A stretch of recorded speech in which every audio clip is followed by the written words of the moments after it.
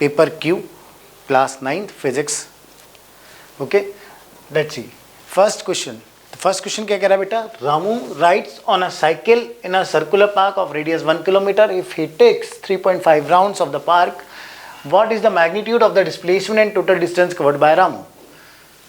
सो कैसे सॉल्व करेंगे बेटा, वो देखो आप कि भाई इसने ये बोला कि रामू जो सर्कल 1 किलोमीटर की रेडियस में सर्कल में घूम रहा है और 3.5 राउंड्स कंप्लीट कर रहा है पार्क के, तो इसका डिस्प्लेसमेंट पूछा है और टोटल डिस्टेंस कवर पूछा है। तो पहला डिस्प्लेसमेंट डिस्टेंस निकाल लेते हैं, इसका कितना निकाल लेते हैं डिस्टेंस।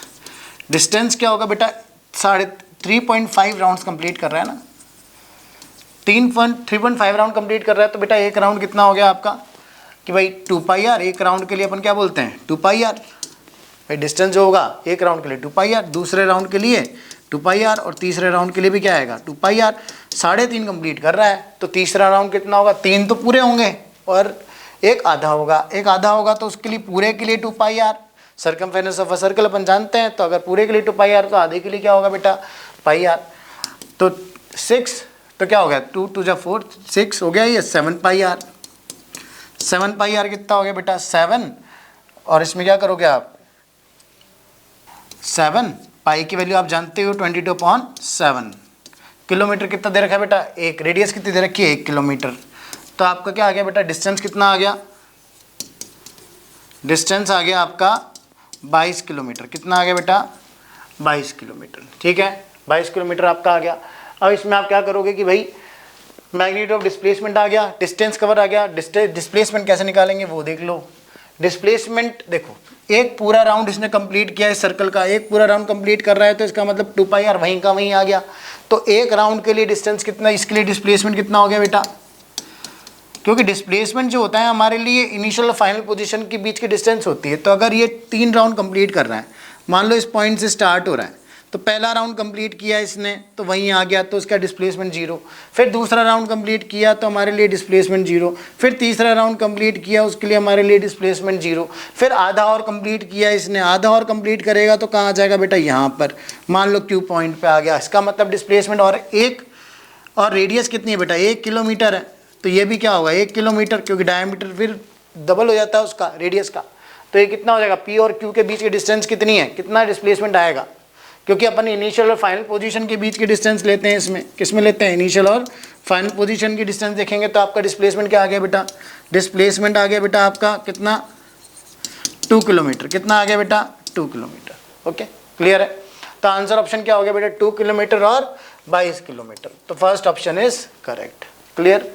नेक्स्ट सेकंड क्वेश्चन क्या कह रहा है बेटा, ये कह रहा है कि a car is running at a speed of, कितनी स्पीड से चल रही है बेटा, running at a speed of 108 kilometre per second, 108 kilometre per second, kilometre per hour, sorry कितना kilometre per hour. The brakes are applied so as to produce a uniform acceleration, retardation, uniform acceleration मतलब retardation minus में दे रखा है, तो retardation कितना कर रही है बेटा, रिटार्डेशन कितना दे रखा है -0.2 मीटर पर सेकेंड आपको गिवन है। ठीक है, तो how far does the car go before it is brought to rest, final velocity क्या हो जाएगी बेटा 0 हो जाएगी। क्लियर है।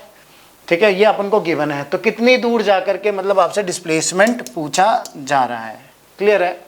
तो अपन क्या करेंगे बेटा इसके लिए, तो सबसे पहले आप क्या लगा लो भाई, डिस्प्लेसमेंट निकालने के लिए अपने पास 2 फॉर्मूले होते हैं। कौन कौन से, H बराबर ut plus half AD square, एक तो ये होता है, या फिर क्या होता है v स्क्वायर बराबर u square plus twice S. Clear है।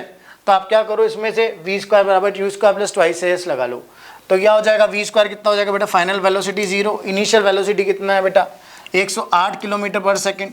108 किलोमीटर पर सेकेंड को आप किस में मीटर कन्वर्ट कर लो, किलोमीटर पर आवर है, तो 5/18 मीटर पर सेकेंड में कन्वर्ट कर लोगे इसको, है ना।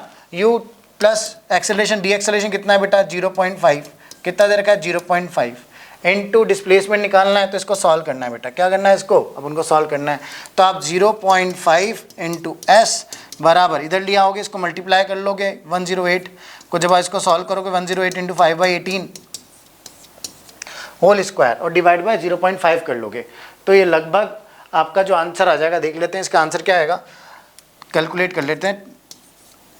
2 5 2 4 8। क्लियर। 3 और इसमें डिवाइड कर लेते हैं इसको। कैसे कर लेते हैं इसको? डिवाइड कर लेते हैं 54 इंटू 5/9 का होल स्क्वायर अपॉन 0.5। 0.5 मतलब 1/2। 1/2 इसका मतलब हो गया 0.2। 1/2 हो गया मतलब इसको क्या मल्टीप्लाई कर देंगे अपन 2 से। क्लियर है? 1/2 आ जाएगा नीचे, नीचे इसको कैलकुलेट करेंगे तो जब आप इसको कैलकुलेट करोगे तो लगभग इसका आएगा 22.54 into 54 into 5/9 into 5/9 into 2। Clear? ठीक है, तो इसको अपन सॉल्व कर लेते हैं। इसको जब हम सॉल्व करते हैं तो अपना जो आंसर आएगा वो कितना आएगा बेटा? 2250। कितना आएगा इसका आंसर जो आना चाहिए? लगभग इसका हो जाएगा 54 इंटू 54 25/81 25/81। तो इसका आंसर लगभग आपका हो जाएगा 2250। आई थिंक इसका आंसर क्या हो जाएगा, है ना? तो इसका आंसर कितना हो जाएगा बेटा? 22। जब आप इसको कैलकुलेट करेंगे तो आपका आंसर क्या आएगा? 2250 मीटर। क्लियर? ठीक है, नेक्स्ट क्वेश्चन पे आ जाओ बेटा। A car accelerate uniformly from 16 kilometre per hour to 45 kilometre per hour in 5 second. Distance covered by the car in 10 second.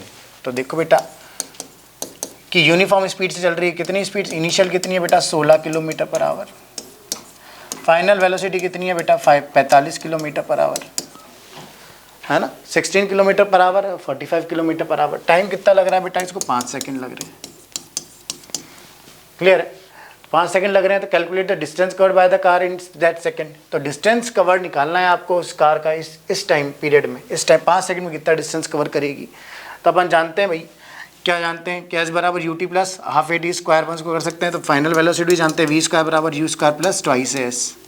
पर यहाँ पर देखो डिस्प्लेसमेंट भी चाहिए, डिस्प्लेसमेंट निकालना है, लेकिन एक्सेलरेशन भी नहीं है। तो दो क्वांटिटीज़ नहीं है, तो एक क्वांटिटी अपन को निकालना जरूरी है, तभी इसका फॉर्मूले का यूज़ कर पाएंगे। तो उसके लिए अपन क्या यूज़ कर लेते हैं? v बराबर यू प्लस ए टी। तो v बराबर यू प्लस ए टी आप कैलकुलेट करोगे तो v कितना हो गया बेटा? फाइनल वेलोसिटी तो आपको 45 दे ही रखी है इन्होंने। फाइनल वेलोसिटी क्या दे रखी है बेटा? आपको क्या दे रखी है? फाइनल वेलोसिटी आपको दे रखी है 45। कितनी दे रखी है बेटा? 45। 16 45 को अपन इसमें कन्वर्ट कर लेते हैं। किस में कन्वर्ट कर लें? 45 को अपन कन्वर्ट कर लेते हैं किस में? मीटर पर सेकंड में। किस में कन्वर्ट कर लें? मीटर पर सेकंड में। क्लियर? क्योंकि मीटर में अपन का आंसर गिवन है तो अपन मीटर पर सेकंड में कन्वर्ट कर लेते हैं। तो 45 हो गया आपका, ये कितना हो गया? ये हो गया आपका 45 इंटू 45 इंटू कितना हो गया? 5/18। इनिशियल कितना हो गया बेटा? 16 इंटू 5/18 प्लस एक्सेलरेशन कितना है? एक्सेलरेशन नहीं पता अपन को, 5 सेकंड में निकालना है तो 5 सेकंड में निकाल लिया। क्लियर? तो 45 minus 16 into 5/18। 5/18 into 5 into equal to 5 into a. Clear? यहाँ तक कैलकुलेट करेंगे, बस कैलकुलेशन ही है। तो इसको अपन काट देते हैं इससे, 5 से 5 कैंसिल आउट हो गया। 16 45 इंटू 16 कितना हो गया? 6। 15 हो गया, 9 हो गया। 45 माइनस 16 कितना हो गया अपना? 9। ठीक है, 3 में से 29 डिवाइड बाय 18 बराबर एक्सेलरेशन। ये अपना आ गया। ठीक है, 15 15 4। ठीक है, हो गया। तो एक्सेलरेशन कितना आ गया बेटा? मीटर पर सेकंड स्क्वायर। इसको आगे अपन इसमें पुट कर देंगे। अब कौन सा फॉर्मूले में पुट कर दें? वी स्क्वायर बराबर you square plus twice S में पुट कर देते हैं, है ना। फाइनल वेलोसिटी क्या है बेटा? यही 45 इंटू 5/18। इनिशियल वेलोसिटी कितना है बेटा? 16 इंटू 5/18 प्लस कितना हो गया बेटा? एक्सेलरेशन कितना है इसका? 29/18, है ना। और इसका डिस्प्लेसमेंट 29/18 इंटू डिस्प्लेसमेंट। तो जब आप इसको कैलकुलेट करते हैं तो ये आपका इधर आ जाएगा। तो डिस्प्लेसमेंट कितना आ जाएगा बेटा इसका, वो देख लो आप, 49, 45 माइनस 16 बाई, अच्छा स्क्वायर भी तो करना है इसका, स्क्वायर अपन करेंगे। तो जब इसको कैलकुलेट करेंगे, इसका स्क्वायर 5/18 का होल स्क्वायर बराबर 2 × 29 अपॉन 18 इंटू डिस्प्लेसमेंट। जब डिस्प्लेसमेंट इसका कैलकुलेट करेंगे इससे, तो क्या आंसर आएगा बेटा इसका 42। जब आप इसको कैलकुलेट करेंगे तो आंसर आएगा आपका 42.22 मीटर। ये आपका आंसर होगा। क्लियर है? तो इसको जब हम कैलकुलेट करेंगे सारा, तो क्या आ जाएगा आंसर आपका 42.22। This is the answer. Okay, next question. A boy runs 10 minutes at a uniform speed. एक बॉय है जो यूनिफॉर्म स्पीड से चल रहा है। कितनी स्पीड से चल रहा है बेटा? 10 मिनट्स यूनिफॉर्म स्पीड से चल रहा है। 10 मिनट यूनिफॉर्म स्पीड से चल रहा है, 9 किलोमीटर पर आवर से चल रहा है। ठीक है, और फिर नेक्स्ट वो पूछ रहा है, मान लो D1 डिस्टेंस कवर कर रहा है। कितना कवर कर रहा है बेटा? D1 distance. नेक्स्ट 20 मिनट्स जो ये कवर कर रहा है वो कितना कवर कर रहा है, कितनी स्पीड से चल रहा है पता नहीं, कि भाई D2 डिस्टेंस कवर करता है मान लो V2 स्पीड से। कितनी स्पीड से कवर कर रहा है? V2 स्पीड से कवर कर रहा है D2 डिस्टेंस। D1 डिस्टेंस अपन ने मान ही लिया कितना कवर कर रहा है, तो अपन निकाल लेते हैं इसके लिए। D1 बराबर स्पीड बराबर distance upon time, D1 upon time. तो D1 कितना आ जाएगा बेटा? इसके लिए डिस्टेंस निकाल लेते हैं कितना। तो अपन से ये पूछा है कि इन्होंने कि भाई 20 मिनट्स में कितना डिस्टेंस कवर करेगा, अगले नेक्स्ट मिनट में कितना डिस्टेंस कवर करे कि उनकी जो एवरेज स्पीड आ जाए वो कितनी आ जाए बेटा? 12 किलोमीटर पर आवर आ जानी चाहिए। कितनी स्पीड आ जानी चाहिए? 12 किलोमीटर पर आवर। कि भाई अगले भी अगर 10 मिनट में 9 किलोमीटर पर आवर से चलता है और अगले 20 मिनट अगर वो कितनी D2 कितनी डिस्टेंस कवर करें नेक्स्ट 20 मिनट्स में, कि उनकी जो ओवरऑल स्पीड है या एवरेज स्पीड जो है वो कितनी आ जानी चाहिए? 12 किलोमीटर पर आवर आ जानी चाहिए। तो D1 बराबर क्या होता है? V1 स्पीड से चल रहा है तो V1 इंटू T1। तो टाइम कितना, डिस्टेंस स्पीड कितना चल रहा है, कितनी? 9 किलोमीटर पर आवर से। टाइम कितना है बेटा? 10 मिनट। 10 मिनट को मैं आवर में कन्वर्ट करूँगा तो ये, तो कितना आ जाएगा बेटा? 3 × 2 = 6, 3 × 2 = 9। तो डिस्टेंस कितना कवर हुआ बेटा? 3/2। कितना कवर हुआ बेटा? 3/2। 3/2 इंटू क्या हो जाएगा बेटा? हाँ 1 ही है, वो तो कोई दिक्कत ही नहीं है, 3/2 ही आएगा। 3/2 3/2 आ जाएगा किलोमीटर। 3/2 किलोमीटर।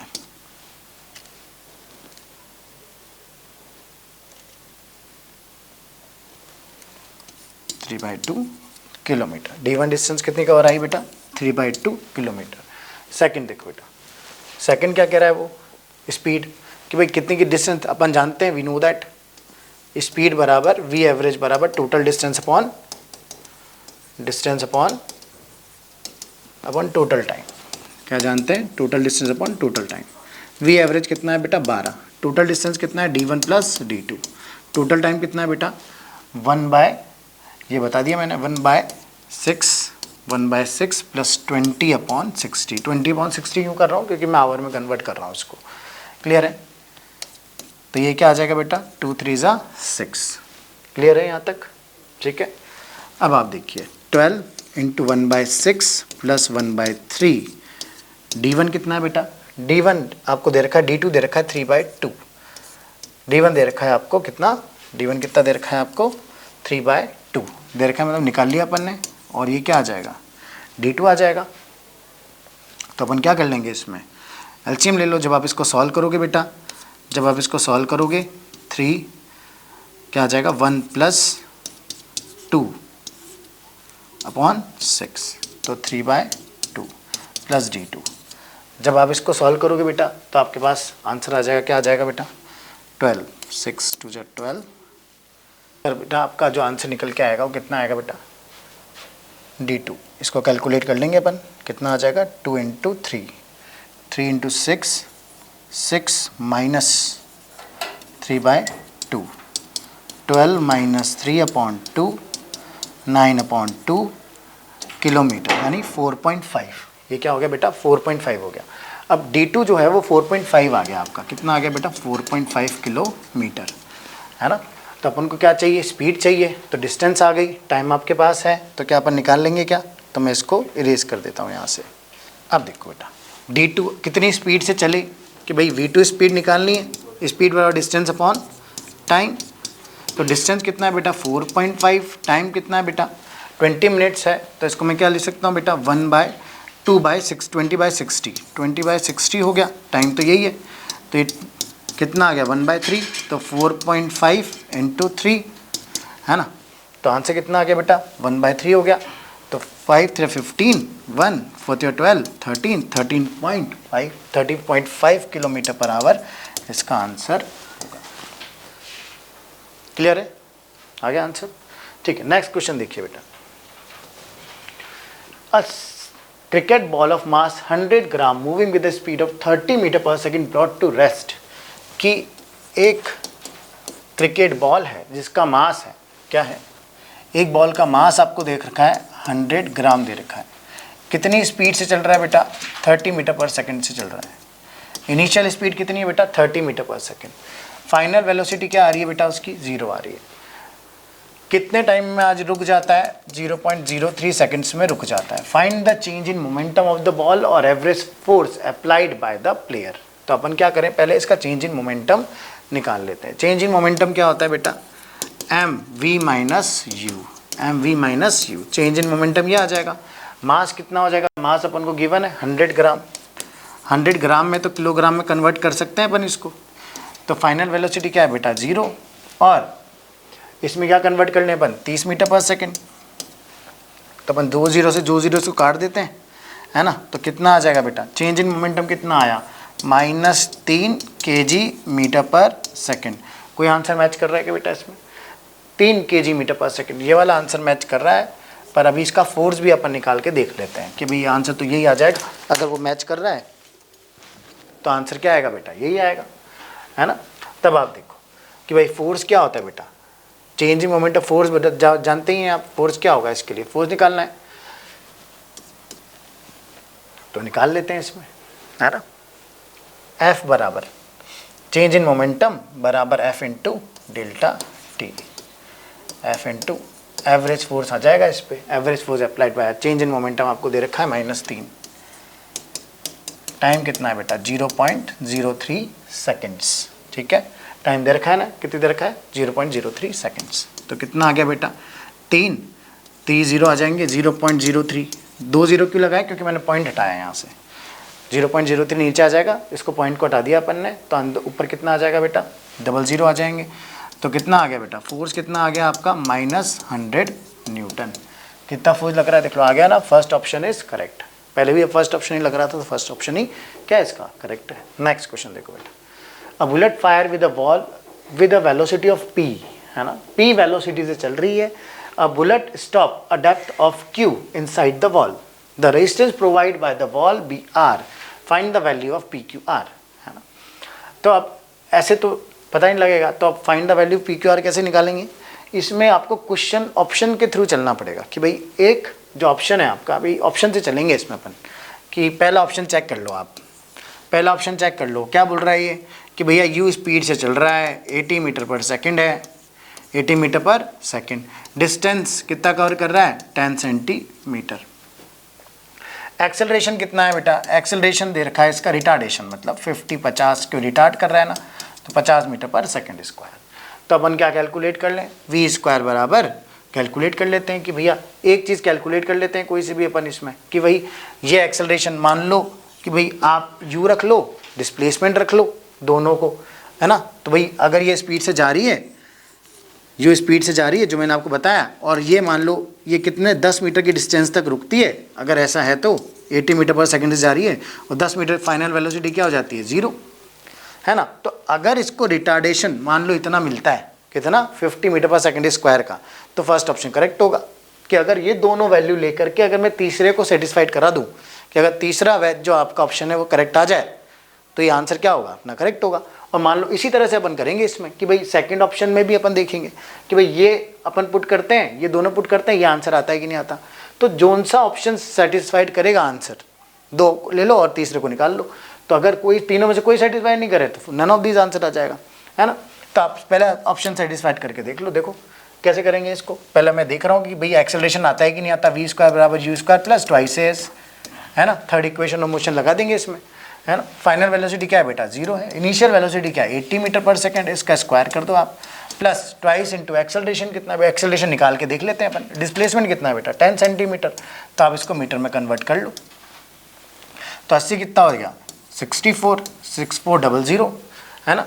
तो 2, तो कितना आ गया बेटा, ये आपका आ गया कि भाई डिस्प्लेसमेंट 10 अपॉन वो है, तो आप क्या करो इसमें 10, 2 इंटू एक्सेलरेशन अपॉन 10, तो 2 5 ज़ा 10। एक्सेलरेशन कितना आ रहा है बेटा, 64,00 इंटू कितना आ गया, तो 5। ये तो कहीं दूर दूर तक कहीं कोई ऑप्शन दिख नहीं रहा मेरे को, है ना। तो ये तो ऑप्शन है नहीं, क्योंकि एक्सेलरेशन इतना आ नहीं रहा है, ये तो बहुत ज़्यादा ही आ रहा है, तो ये ऑप्शन तो हो नहीं सकता भाई। 2 वैल्यू रखी, एक्सेलरेशन तो इतना आया नहीं, तो बहुत ज़्यादा ही आया।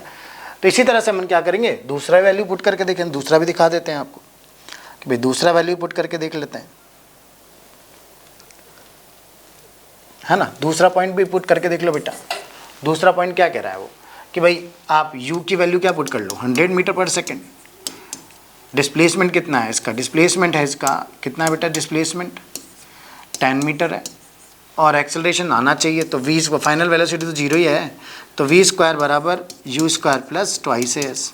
फाइनल वेलोसिटी क्या है बेटा, 0। इनिशियल वेलोसिटी क्या है, 100 का square, plus 2 into acceleration, displacement कितना है बेटा, 10 मीटर, तो एक्सेलरेशन कितना आ जाएगा बेटा, ये देखो आप 1000 माइनस 1000 आया कि नहीं आया, 1000 मतलब ये 10,000 हो गया, तो है ना।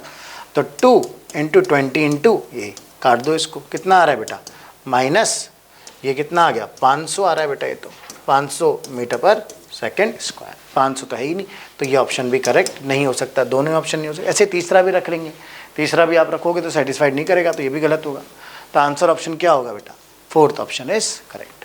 फोर्थ कोई ऑप्शन इसमें सही नहीं है, none of this. Next question देखो बेटा, है ना। A child pulls a block of applying 15 newton. क्या बोल रहा है कि एक ब्लॉक को एक बच्चा जो है वो क्या कर रहा है, पुल कर रहा है। क्या कर रहा है, इसको पुल कर रहा है, ठीक है ना। अब इसको ये बच्चा पुल कर रहा है, तो इस पर कितना फोर्स लगा रहा है बेटा, 15 न्यूटन का फोर्स लगा रहा है ना। पुल कर रहा है तो, और at an angle of horizontal से कितना एंगल बना रहा है, 60 डिग्री का बना रहा है बेटा।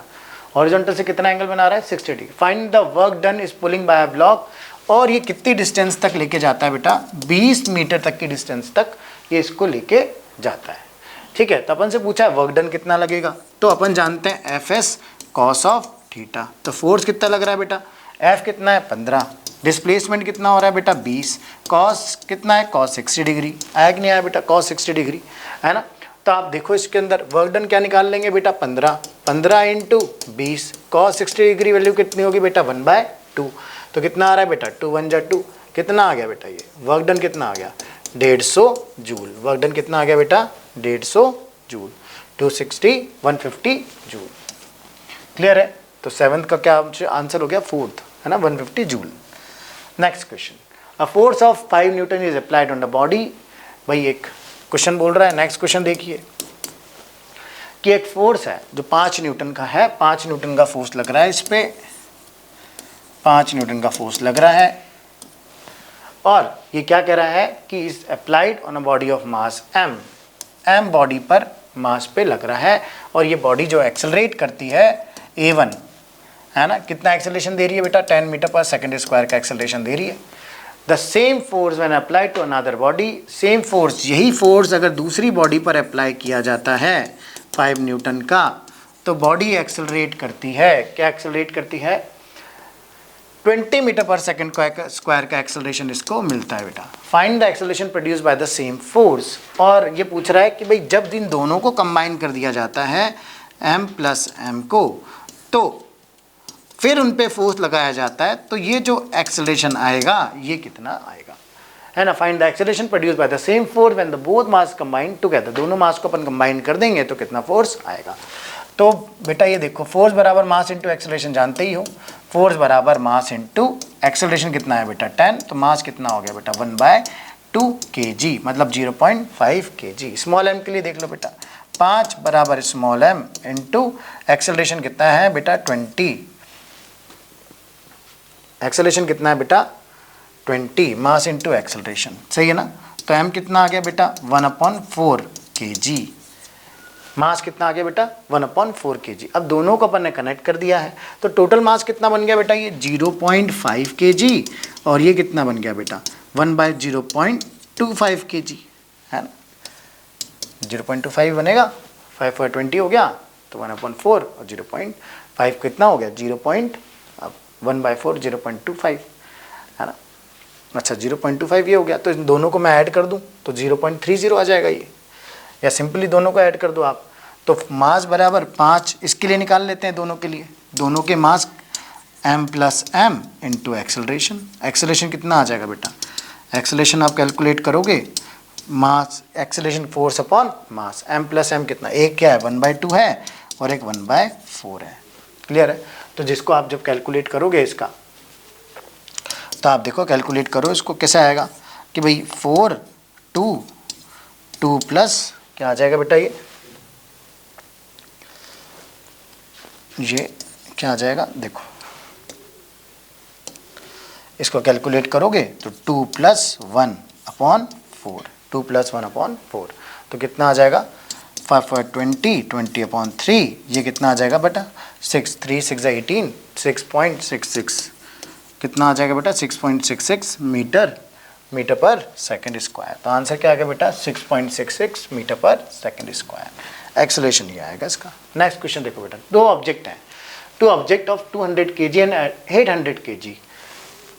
क्या बोल रहा है बेटा, दो ऑब्जेक्ट हैं, 200 kg का है और एक कितने kg का है बेटा 800 kg का है, और कितने डिस्टेंस पर रखा गया है बेटा इसको, 50 मीटर की डिस्टेंस तक रखा गया है। Find the gravitational force between the two bodies. Gravitational force जो होगा इनके बीच का वो कितना होगा। तो ग्रेविटेशनल फोर्स आप जानते हैं, ग्रेविटेशनल फोर्स क्या जानते हैं, G(m1m2)/r²। तो ग्रेविटेशनल फोर्स कितना आ गया बेटा 6.67 इंटू 10⁻11। यूनिवर्सल ग्रेविटेशनल कांस्टेंट की वैल्यू होती है, कितनी होती है बेटा 6.67 इंटू 10⁻11। ठीक है। m1 की वैल्यू कितनी है बेटा 200, m2 की वैल्यू कितनी है बेटा 800, 50 का स्क्वायर कर दो आप। क्लियर है कि नहीं है, सही है। तो इसको कैलकुलेट कर लेते हैं अपन। कैलकुलेट कैसे करें, यहाँ पे देखो 6.67 10⁻11, 8 to 16 10⁻4 कर देते हैं इसको, 4 जीरो हैं तो 10⁻4 मैंने लिख लिया। 25 इंटू 10⁻2 अपन कर लेते हैं इसको, 25 10⁻2 कि भाई इसको कैलकुलेट कर लूँगा मैं, है ना। तो इसको कैलकुलेट अगर अपन करते हैं तो क्या आ जाएगा बेटा 6.67 इंटू 10⁻16/25 मैंने अलग अलग कर लिया। तो 11 4 कितने हो गए 8 8 7 8 9 10 11 और डिवाइड। अच्छा ये कितने बार कट जाएगा बेटा 2 बार, तो 10⁻2 हो गया। 10⁻2 खत्म करेंगे तो 10⁻9 हो जाएगा। -9 में कहने का मतलब ये। अब 10⁻9 में तो ऑप्शन बहुत ज़्यादा है, तो इसमें अपन कैलकुलेट करना ही पड़ेगा अपन को इसको। तो ग्रेविटेशनल फोर्स कितना आ जाएगा बेटा इसका, जो आप कैलकुलेट करोगे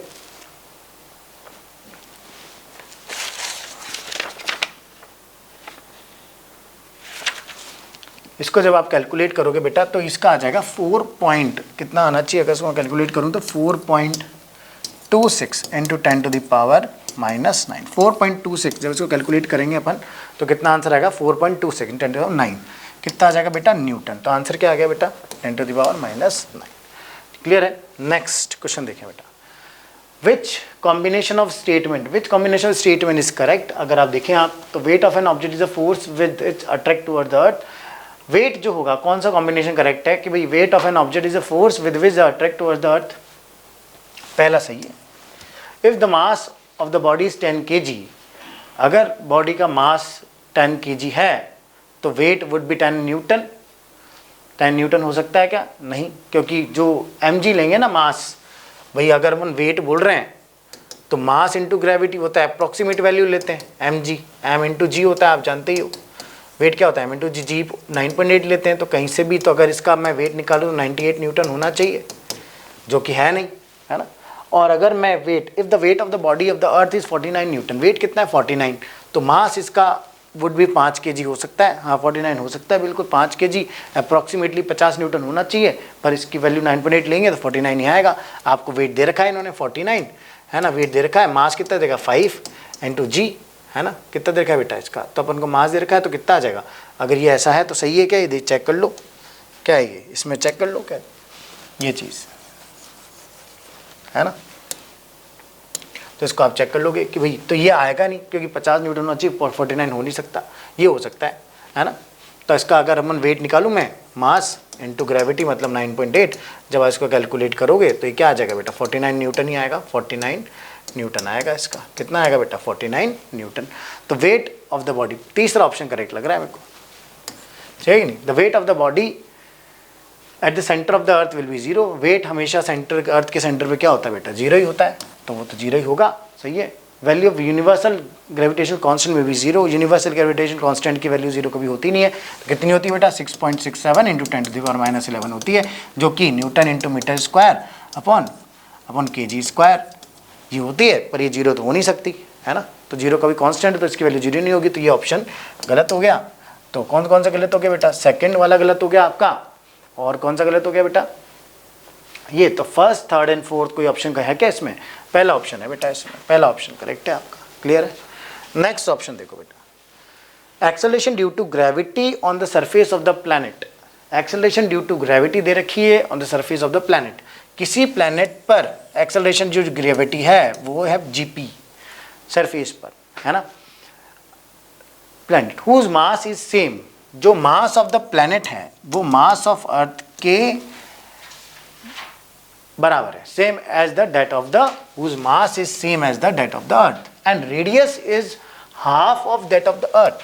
रेडियस जो है, रेडियस ऑफ जो प्लैनेट आपको गिवन है वो कितनी है, अर्थ की हाफ है बेटा। ये क्या है आपको गिवन है बेटा, क्या है ये, गिवन है, ये बात आपको क्या है, गिवन है। तो आप क्या करोगे इसमें बेटा कि भाई इसमें आप ये निकाल लो, F बराबर G mass of the planet. तो अपन से पूछा इन्होंने एक्सेलरेशन ड्यू टू ग्रेविटी, तो अपन जानते हैं उसके लिए फॉर्मूला अपन को पता है। फॉर्मूला क्या पता है बेटा इसमें अपन को, फॉर्मूला जानते हैं अपन, G बराबर GM अपॉन सरफेस पर ही तो निकालनी है, तो acceleration due to gravity on surface of the planet, clear है। तो GM अपॉन RE का RP का होल स्क्वायर, ये क्या है, मास ऑफ द प्लैनेट, ये क्या है, मास ऑफ द प्लैनेट। तो इसको निकाल लेंगे अपन, तो आपको गिवन है, तो G कितना है बेटा, planet 6.67 into 10⁻11 into M, mass of the planet कितना दे रखा है बेटा, मास ऑफ अर्थ, वो अर्थ के बराबर ही है, तो 6 मास ऑफ अर्थ कितनी दे रखी है, 6 इंटू 10⁻24 kg। और रेडियस ऑफ प्लैनेट कितनी होती है बेटा, रेडियस ऑफ अर्थ की कितनी होगी बेटा, हाफ बता रखी है, तो RE/2 का होल स्क्वायर में लिख सकता हूँ इसको। तो RE/2 का होल स्क्वायर तो वैल्यू पुट कर सकता हूँ। रेडियस ऑफ अर्थ अपन जानते हैं 6.67 इंटू 10⁻11 6 इंटू 10⁻24 kg है ना, अपॉन रेडियस ऑफ अर्थ कितनी दे रखी है बेटा, 6 इंटू 10⁻24 का होल स्क्वायर अपॉन 4। तो जिसको अपन जब कैलकुलेट करेंगे एक्सेलरेशन ड्यू टू ग्रेविटी इसके अंदर, तो इसको जब अपन कैलकुलेट करेंगे तो जो आंसर आएगा बेटा कितना आएगा इसका, ये जब हम कैलकुलेट करेंगे तो 39.08, कितना आएगा बेटा इसका, 39.08 मीटर पर सेकेंड स्क्वायर, क्लियर है। तो आंसर ऑप्शन कौन सा हो गया बेटा, सेकंड ऑप्शन करेक्ट हो गया इसका। 12th एक और क्वेश्चन देखिए बेटा, लास्ट क्वेश्चन है ये है ना इस पेपर का, फिजिक्स सेक्शन का, तो is the last page of physics section, ठीक है। Find the distance between object of the mass, distance निकालनी है, 10 kg ऑब्जेक्ट है और ये 20 kg ऑब्जेक्ट है बेटा, कितना है, 20 kg है 10 kg है, इनके बीच में ग्रेविटेशनल फोर्स कितना लग रहा है, उनके बीच की डिस्टेंस नहीं पता ना उनको, वही तो निकालनी है। तो F बराबर G m1m2 upon r square जानते ही हैं अपन, m1m2 अपॉन r स्क्वायर। तो ग्रेविटेशनल फोर्स कितना है बेटा इसमें, वो कितना दे रखा है, 5.34 इंटू 10⁻⁻10, कितना, 10⁻⁻10, 6.67 इंटू 10⁻11। मास कितना है बेटा इसका, मास आप देखेंगे तो 10 kg दे रखा है इंटू 20 kg दे रखा है अपॉन r स्क्वायर है ही सही आपके पास। तो आप इसको जब कैलकुलेट करेंगे तो इसको नीचे ले आएंगे अपन, जब आप इसको कैलकुलेट करेंगे 6.67 into 10⁻11 into 10 into 20 upon 5.34 into 10⁻10। तो जब आप इसको आप कैलकुलेट करेंगे अंडर रूट लगा करके बराबर अंडर रूट, इसको क्या कर देंगे 6.67 इंटू 10⁻11 से -10 कट जाएगा, कितना रह जाएगा बेटा, 10⁻1 रह जाएगा, -1 इंटू कितना रह जाएगा बेटा 200 अपॉन 5.34। अच्छा इसका स्क्वायर और है इसमें, तो ये तो स्क्वायर में है, तो तो ऐसे कैसे काटेंगे अपन, इसको तो -11 ही करो और इसमें क्या करो 10⁻⁻10 का होल स्क्वायर ही कर लो। क्लियर है। तो r की वैल्यू बेटा जो निकल के आएगी ना, जो सॉल्व करेंगे तो वो कितनी आएगी 15 मीटर। कितना आएगी बेटा इसका, जब आप कैलकुलेट करेंगे तो इसको क्या आ जाएगी 15 metre. Hello students, genius phase 2 9th class chemistry के सॉल्यूशंस देख रहे हैं। इसमें हमारे पास जो फर्स्ट क्वेश्चन है वो क्या है, विच of the following condition is most favourable for converting gas into liquid. यानी गैस को लिक्विड में कन्वर्ट करने के लिए इनमें से जो मोस्ट फेवरेबल कंडीशन है वो क्या होगी। फर्स्ट हमारे पास ऑप्शन है हाई प्रेशर और लो टेम्परेचर। गैसेस को तब लिक्विफाई करते हैं तो उसके लिए जो मोस्ट फेवरेबल कंडीशन है वो क्या है, हाई प्रेशर अप्लाई करते हैं और low temperature. High pressure apply करेंगे तो गैसेस के पार्टिकल्स क्या हैं, पास पास आएंगे, उनके बीच की स्पेस कम होगी और वो किसके अंदर कन्वर्ट होना स्टार्ट हो जाएंगे, लिक्विड के अंदर। और सेकंड कंडीशन क्या है, टेम्परेचर कम करेंगे। टेम्परेचर कम करेंगे तो भी पार्टिकल्स की काइनेटिक एनर्जी क्या हो जाएगी, डिक्रीज हो जाएगी और पार्टिकल्स क्या है, पास पास आएंगे और किसके अंदर कन्वर्ट हो जाएंगे, लिक्विड के अंदर। तो इसका जो पहला ऑप्शन है हमारे पास वही क्या हो जाएगा, करेक्ट हो जाएगा। तो इसका जो करेक्ट ऑप्शन है वो है ऑप्शन नंबर 1 हमारे पास। अब नेक्स्ट क्वेश्चन देखते हैं। नेक्स्ट क्वेश्चन है, wet clothes are kept for drying. गीले कपड़ों को हमने सुखाने के लिए रखा। Which of the following does not help them drying. इनमें से कौन सी जो यहाँ पे कंडीशंस दी हुई है, ऑप्शंस दिए हुए हैं, इनमें से कौन सा जो है कि वो उनको हेल्प नहीं करेगा सूखने में। ठीक है, तो बेसिकली कपड़े सूखते कौन सी प्रोसेस की वजह से हैं, इवेपोरेशन की वजह से। तो बेसिकली क्वेश्चन में पूछ क्या रहा है कि कौन सा जो यहाँ पे फैक्टर है वो इवेपोरेशन को हमारे पास क्या है, इवेपोरेशन के रेट के ऊपर फैक्टर्स की बात हो रही है, फैक्टर्स पूछे जा रहे हैं बेसिकली यहाँ पे। फर्स्ट क्वेश्चन है स्प्रेडिंग इट आउट, यानी जो हमारे पास क्लॉथ से, वेट क्लॉथ से अगर उनको हम स्प्रेड कर देंगे तो हम क्या कर रहे हैं, हम सरफेस एरिया इंक्रीज कर रहे हैं। और सरफेस एरिया अगर हम इंक्रीज कर रहे हैं तो हमें पता है सरफेस एरिया और रेट ऑफ इवेपोरेशन में कैसा रिलेशन होता है, डायरेक्ट रिलेशन होता है। सरफेस एरिया इंक्रीज कर दिया तो ज़्यादा क्या होगा, इवेपोरेशन होगा। तो ये तो क्या करेगा, हेल्प करेगा कपड़ों को जल्दी सूखने में। तो फर्स्ट ऑप्शन क्या हो जाएगा, इनकरेक्ट। सेकंड है ब्लोइंग विंड ओवर इट, यानी कि उनके ऊपर हम क्या कर दें, विंड को ब्लो करवाएं उन कपड़ों के ऊपर। तो क्या कर रहे हैं हम, बेसिकली विंड स्पीड को इंक्रीज कर रहे हैं। और जब हवा तेज चलती है तो कपड़े जल्दी सूखते हैं, यानी कि रेट ऑफ इवेपोरेशन ज़्यादा है। तो ये जो ब्लोइंग विंड ओवर इट है ये भी क्या करेगा, कपड़ों को जल्दी सूखने में हेल्प करेगा। तो ये ऑप्शन भी क्या हो जाएगा, इनकरेक्ट हो जाएगा हमारे पास। थर्ड ऑप्शन क्या है, making the room a little warmer, room को थोड़ा गर्म कर दे। अगर रूम को गर्म करेंगे तो यानी हम टेम्परेचर इंक्रीज कर रहे हैं और टेम्परेचर इंक्रीज करेंगे तो क्या होगा, कपड़े जल्दी सूखेंगे। तो ये ऑप्शन भी उनको हेल्प कर रहा है जल्दी सूखने में। जो फोर्थ ऑप्शन है कूलिंग द रूम, यानी कर क्या रहे हैं, basically we are decreasing the temperature. और टेम्परेचर जब डिक्रीज करेंगे तो क्या हो जाएगा, जो कपड़े हैं वो लेट सूखेंगे, धीरे सूखेंगे। तो जो हमारे पास फोर्थ ऑप्शन है वो इस क्वेश्चन के अकॉर्डिंग क्या हो जाएगा, राइट ऑप्शन। क्योंकि पूछा क्या है क्वेश्चन में, विच of the following does not help, जो हेल्प नहीं करेगा। तो जो फोर्थ ऑप्शन है कूलिंग द रूम, रूम को ठंडा करेंगे तो जल्दी कपड़े नहीं सूखेंगे। तो फोर्थ ऑप्शन इसका क्या हो जाएगा, करेक्ट ऑप्शन हो जाएगा। जो नेक्स्ट क्वेश्चन हमारे पास वो है, हमने एक सोल्यूशन बनाया जिसके अंदर क्या लिया है, 70 ग्राम शुगर है, यानी सोल्यूट है मेरे पास। किस में डिजोल्व किया है उसको, we have dissolve 70 gram sugar in 400 gram of water. और ये हमारे पास सोल्यूशन बन गया। हमसे क्या पूछ रहा है, ये जो सोल्यूशन प्रिपेयर हुआ है इसकी कंसंट्रेशन पूछ रहा है और कौन सी, किसमें, मास बाय मास परसेंटेज हमसे पूछा गया है। हमें पता है मास बाय मास परसेंटेज क्या होता है, mass of solute divided by, नीचे हम क्या लेते हैं, मास ऑफ सॉल्यूशन इनटू 100% के लिए। मास ऑफ सोल्यूट जो है हमारे पास वो कितना गिवन है, 70, क्योंकि यहाँ पे शुगर क्या है, सोल्यूट है। मास ऑफ सोल्यूशन क्या हो जाएगा, अब यहाँ पे हमें ध्यान रखना है सोल्यूशन किसके बराबर होता है, सोल्यूट प्लस सोलवेंट। पानी यहाँ पे क्या है, सोलवेंट है। तो जो मास ऑफ सोल्यूशन हो जाएगा वो क्या हो जाएगा, 400 प्लस 70 यानी 470। तो यहाँ पे हम क्या लेंगे, 470 इंटू 100। इसको कैंसिल आउट करेंगे, क्या हो गया अप्रोक्सीमेटली 700/4। 47 आ जाएगा हमारे पास। अगर इसको रफली हम क्या मान लें कि ये हमारे पास क्या है, क्योंकि ऑप्शंस क्या है काफ़ी दूर दूर हैं, तो अगर हम अप्रोक्सीमेशन वाला भी मेथड यूज़ करें तो हम आंसर कैलकुलेट कर सकते हैं। इसको अप्रोक्सीमेटली मान लो 50 लेके अगर सोल्व करेंगे तो हमारे पास क्या हो जाएगा, 5 से इसको डिवाइड करेंगे तो क्या आएगा हमारे पास, 5 × 5 2, यानी 14 के आसपास जो हमारे पास ऑप्शन प्रेजेंट है वो क्या हो जाएगा, करेक्ट। अब नीचे क्योंकि हमने क्या ले लिया था, 47 की जगह 50 ले लिया था, तो हमारे पास 14 आ रहा है।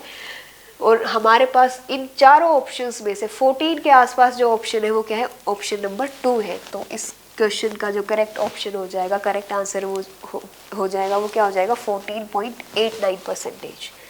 नेक्स्ट क्वेश्चन हमारे पास, which of the following is not a characteristic of solid. इनमें से कौन सा जो है वो सॉलिड की प्रॉपर्टी नहीं है, बेसिकली विशेषता नहीं है, वो हमें बताना है। सॉलिड्स पता है they are highly rigid, high rigidity होती है, रेगुलर शेप होती है सॉलिड्स की, हाई डेंसिटी होती है सॉलिड्स की। लेकिन सॉलिड के पार्टिकल्स क्या होते हैं, क्लोजली पैक्ड होते हैं, उनके बीच में स्पेस नहीं होती, तो हम उनको कंप्रेस नहीं कर सकते। तो जो ऑप्शन नंबर 4 है हमारे पास, हाई कंप्रेसिबिलिटी, ये क्या है, कैरेक्टरिस्टिक्स नहीं है सॉलिड की। ये किसकी कैरेक्टरिस्टिक होती है, गैसेस की कैरेक्टरिस्टिक होती है हमारे पास। तो इस क्वेश्चन का करेक्ट आंसर क्या हो जाएगा, option number 4। Next question is, which of the following is the example of colloid solution. इनमें से कौन सा हमारे पास कोलोइड सोल्यूशन का एग्जाम्पल होगा, ये हमें बताना है। अब कोलोइड सॉल्यूशंस जो होते हैं हमारे पास, they appear to be homogeneous, but वो होते क्या है एक्चुअल में, हेट्रोजीनियस मिक्सचर का ही एक पार्ट है। हेट्रोजीनियस में हमारे पास एक सस्पेंशन होता है और एक क्या होता है हमारे पास, कोलोइड होता है। टिंडल इफेक्ट शो करते हैं कोलोइड जो होते हैं हमारे पास। तो इन चारों ऑप्शन में से कौन सा कोलोइड होगा। फर्स्ट ऑप्शन की बात करें तो क्या है, लेमनेड, नींबू पानी। और नींबू पानी हमारे पास क्या होता है, छानने के बाद, ठीक है, छान लिया उसको, ठीक है, उसके बाद हमारे फिल्टर करने के बाद जो हमारे पास लेमनेड होगा वो कैसा सोल्यूशन बनाता है, होमोजीनियस मिक्सचर होगा, ट्रू सोल्यूशन होगा। थर्ड ऑप्शन की बात करें, copper sulphate solution. Copper sulphate के क्रिस्टल्स को जब पानी में मिलाते हैं तो जो सोल्यूशन बनेगा वो भी क्या होता है हमारे पास, ट्रू सोल्यूशन होता है। कॉपर सल्फेट के पार्टिकल्स क्या हो जाएंगे, यूनिफॉर्मली मिक्स हो जाएंगे वाटर के अंदर। तो ये भी कैसा सोल्यूशन है, होमोजीनियस मिक्सचर है। फोर्थ है हमारे पास सॉल्ट सोल्यूशन। अब जब नमक को पानी में मिलाते हैं तो क्या है, वो कम्प्लीटली डिजोल्व हो जाता है, होमोजीनियसली मिक्स हो जाएगा। तो वो भी किसका ऑप्शन है हमारे पास, ट्रू सोल्यूशन का है। ये जो तीन हमारे पास सेकंड को छोड़ दे, मिल्क को छोड़ दे, तो बाकी हमारे पास जो है वो किसके एग्जांपल्स हैं, वो हमारे पास है ट्रू सोल्यूशन के एग्जांपल्स। जबकि जो मिल्क है हमारे पास वो किसका एग्जांपल है, वो है कोलोइड का example. It appears homogeneous but actual में क्या होता है हमारे पास, ये हेट्रोजीनियस मिक्सचर होता है हमारे पास। और हेट्रोजीनियस में भी कौन सा है हमारे पास, कोलोइड सोल्यूशन है। तो इसका करेक्ट ऑप्शन क्या हो जाएगा, मिल्क हो जाएगा। नेक्स्ट क्वेश्चन जो है हमारे पास वो है, ब्रास इज अ, ब्रास एक कंपाउंड है, एलिमेंट है, हेट्रोजीनियस मिक्सचर है या होमोजीनियस मिक्सचर है। अब हमें पता है जो पीतल है, ब्रास है, वो क्या होता है, it is an alloy. Alloy भी किसका होता है, कौन से दो मेटल्स का अलॉय होता है ब्रास हमारे पास, कॉपर प्लस जिंक। और अलॉयज क्या होते हैं, होमोजीनियस मिक्सचर है, ठीक है, होमोजीनियस मिक्सचर होते हैं अलॉयज, दो या दो से ज़्यादा मेटल्स या मेटल और नॉन मेटल के। तो होमोजीनियस मिक्सचर है, किसका एग्जाम्पल है, सॉलिड इन सॉलिड का एग्जाम्पल है। तो क्या हो जाएगा, brass is a homogeneous mixture. Next question है हमारे पास, which of the following is an example of suspension. इनमें से कौन सा सस्पेंशन का एग्जाम्पल है। अभी जो हमारे पास पहले क्वेश्चन आया था उसमें कोलोइड पूछा हुआ था। कोलोइड और सस्पेंशन किसके टाइप से हमारे पास, हेट्रोजीनियस मिक्सचर के ही टाइप है। यानी सस्पेंशन के अंदर जो पार्टिकल्स होंगे, जो सोल्यूट के जो पार्टिकल्स होते हैं हमारे पास, वो किस फॉर्म में प्रेजेंट होते हैं, सस्पेंडेड फॉर्म में प्रेजेंट होते हैं। वो क्या नहीं होंगे, डिजोल्व नहीं होंगे अच्छे से हमारे पास। तो अगर विनेगर की बात करें, क्या होता है, एसिटिक एसिड का सोल्यूशन है हमारे पास, ट्रू सोल्यूशन होता है, कंप्लीटली मिक्स हो जाएगा। Air, air is also an homogeneous mixture of gas in gas. Third option है हमारे पास सॉल्ट वाटर, ये क्या होता है, ये भी हमारे पास एक ट्रू सोल्यूशन है, होमोजीनियस मिक्सचर है। Orange juice with pulp, pulp के साथ जो है हमारे पास ऑरेंज का जूस, उसके अंदर जो पल्प के पार्टिकल्स होते हैं जो क्या रहेंगे, सस्पेंडेड फॉर्म में हमें दिख जाएंगे घूमते हुए उस जूस के अंदर, यानी वो क्या नहीं हो रहे, कंप्लीटली मिक्स नहीं हो रहे। तो जो फोर्थ ऑप्शन है वो क्या हो जाएगा हमारे पास, सस्पेंशन हो जाएगा। बाकी जो तीन हमारे पास ऑप्शन है वो क्या है, ट्रू सोल्यूशन है। तो इसका आंसर क्या हो जाएगा, आंसर नंबर 4। नेक्स्ट क्वेश्चन है हमारे पास, cooking of food and digestion of food. ये इनमें से ये जो हमारे पास दो प्रोसेस दे रखी है, फिजिकल चेंज है या फिर केमिकल है, केमिकल प्रोसेस या फिजिकल प्रोसेस, हमें ये बताना है। अब हमें पता है कुकिंग ऑफ फूड, खाना बनाते हैं हमारे पास, तो प्रॉपर्टीज क्या हो जाती है, चेंज हो जाती है। तो कुकिंग ऑफ फूड और डाइजेशन ऑफ फूड जब होता है, जब खाने का क्या होता है, पाचन होता है, तब भी हमारे पास क्या है, ग्लूकोज की फॉर्मेशन होती है, यानी नया ही सब्सटेंस बन जाता है।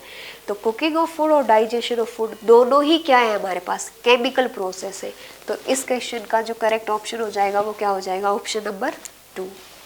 नेक्स्ट क्वेश्चन है हमारे पास, the atomicity of K2Cr2O7 is. अब एटोमिसिटी क्या होती है, एटोमिसिटी होती है number of atoms present in a molecule.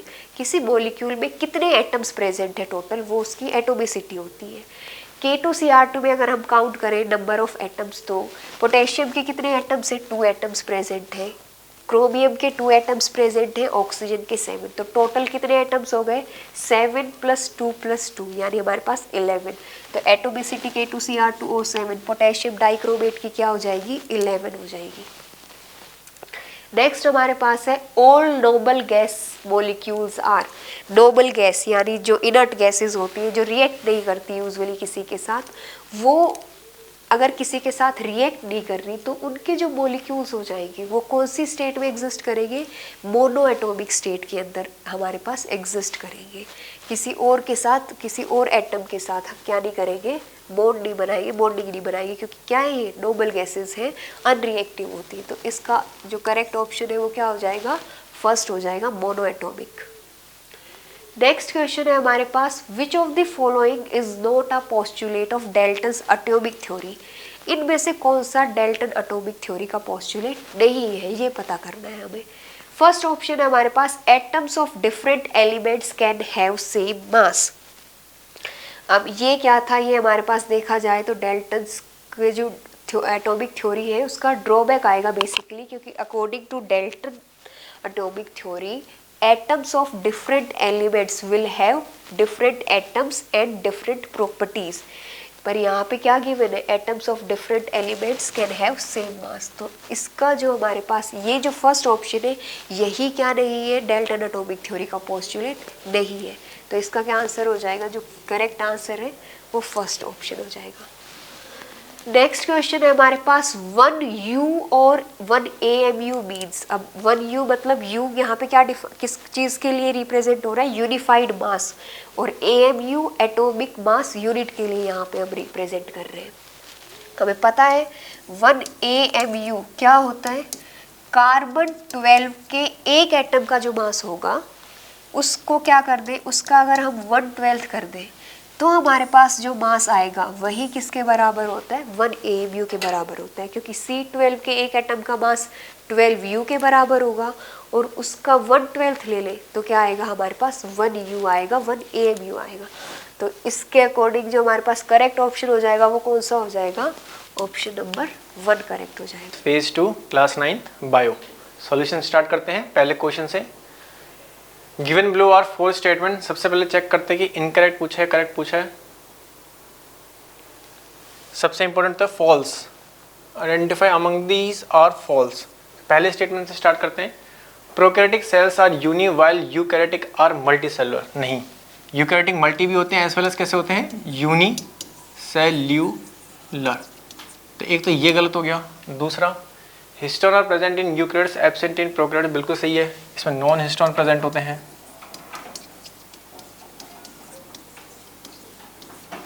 Next, the nucleoid contain the genetic material in prokaryotics and eukaryotics, गलत। यूकैरियोटिक्स में क्या होते हैं, न्यूक्लियस।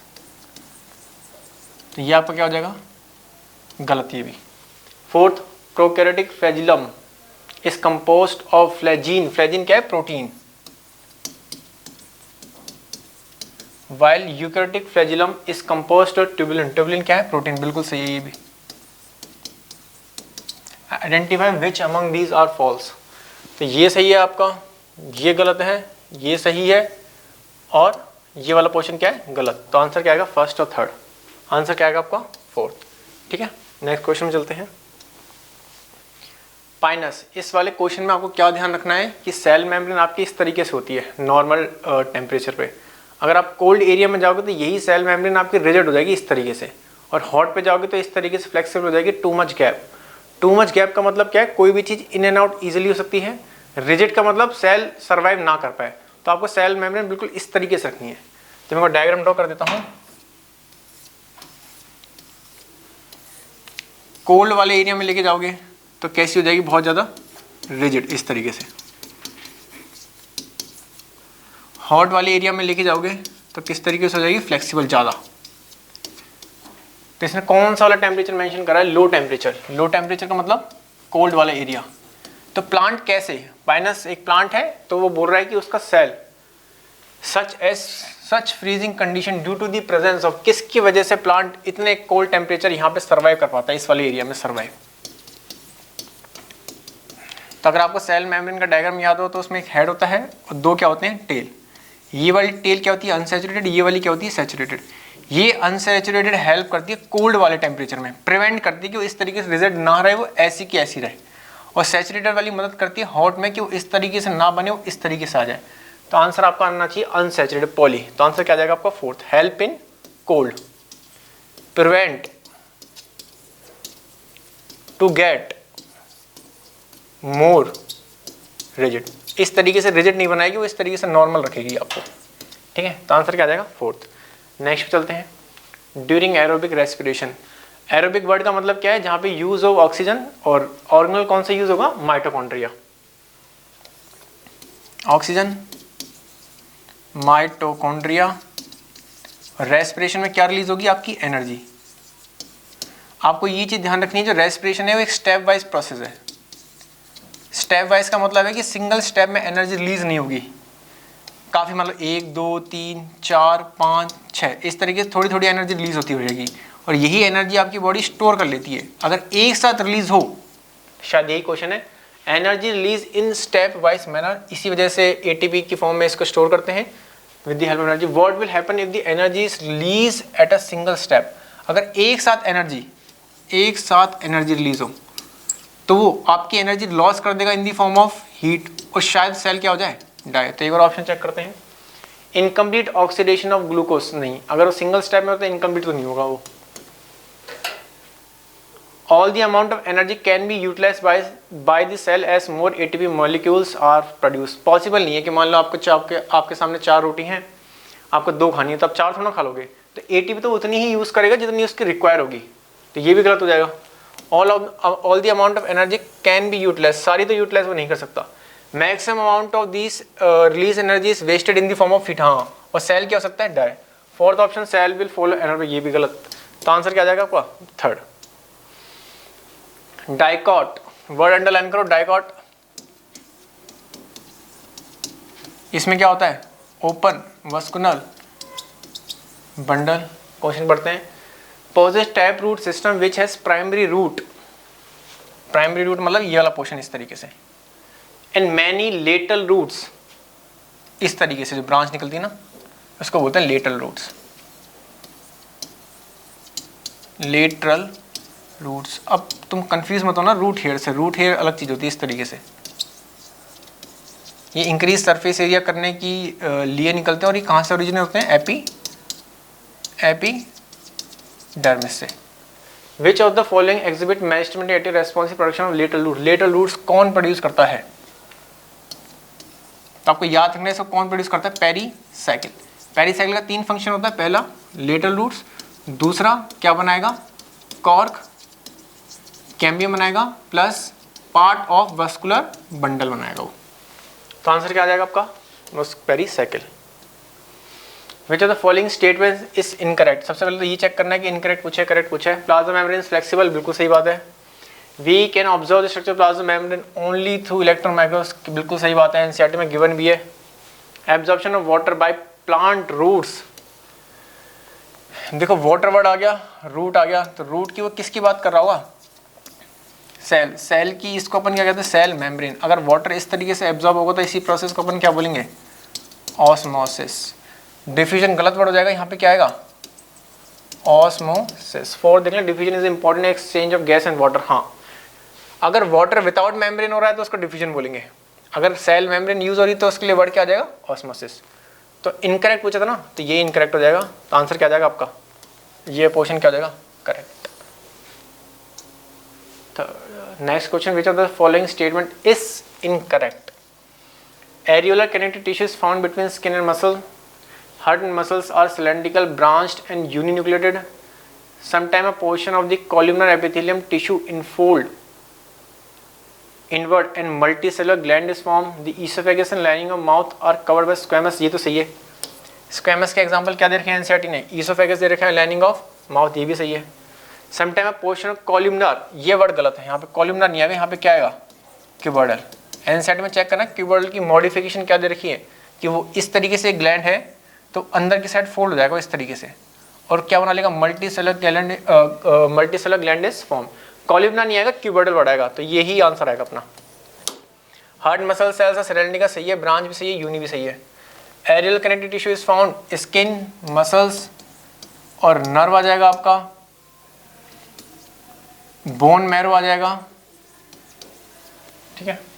तो आंसर क्या आएगा, third. Next question, what is ए, ये तो एनसीईआरटी का डायग्राम है, आप लोगों ने देखा ही होगा। Cell, what is a, cell की बात कर रहे हैं। ओस्टियोसाइट किसको बोलते हैं, बोन के सेल को। कॉन्ड्रोसाइट किसको बोलेंगे, कार्टिलेज के सेल को। तो ये कैसे, ये ए है क्या, कॉन्ड्रोसाइट, कार्टिलेज का सेल है। और ये इस गैप को क्या बोलते हैं अपन, हाइलिन। हाइलिन क्या है, टाइप। तो आंसर क्या आ जाएगा, सेकेंड।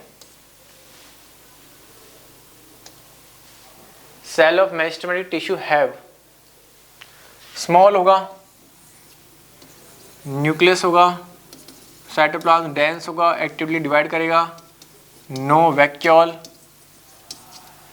डेंस क्या होगा, साइटोप्लाज्म होगा, प्रोमिनेंट क्या होगा उसका, न्यूक्लियस होगा, स्मॉल साइज होगा,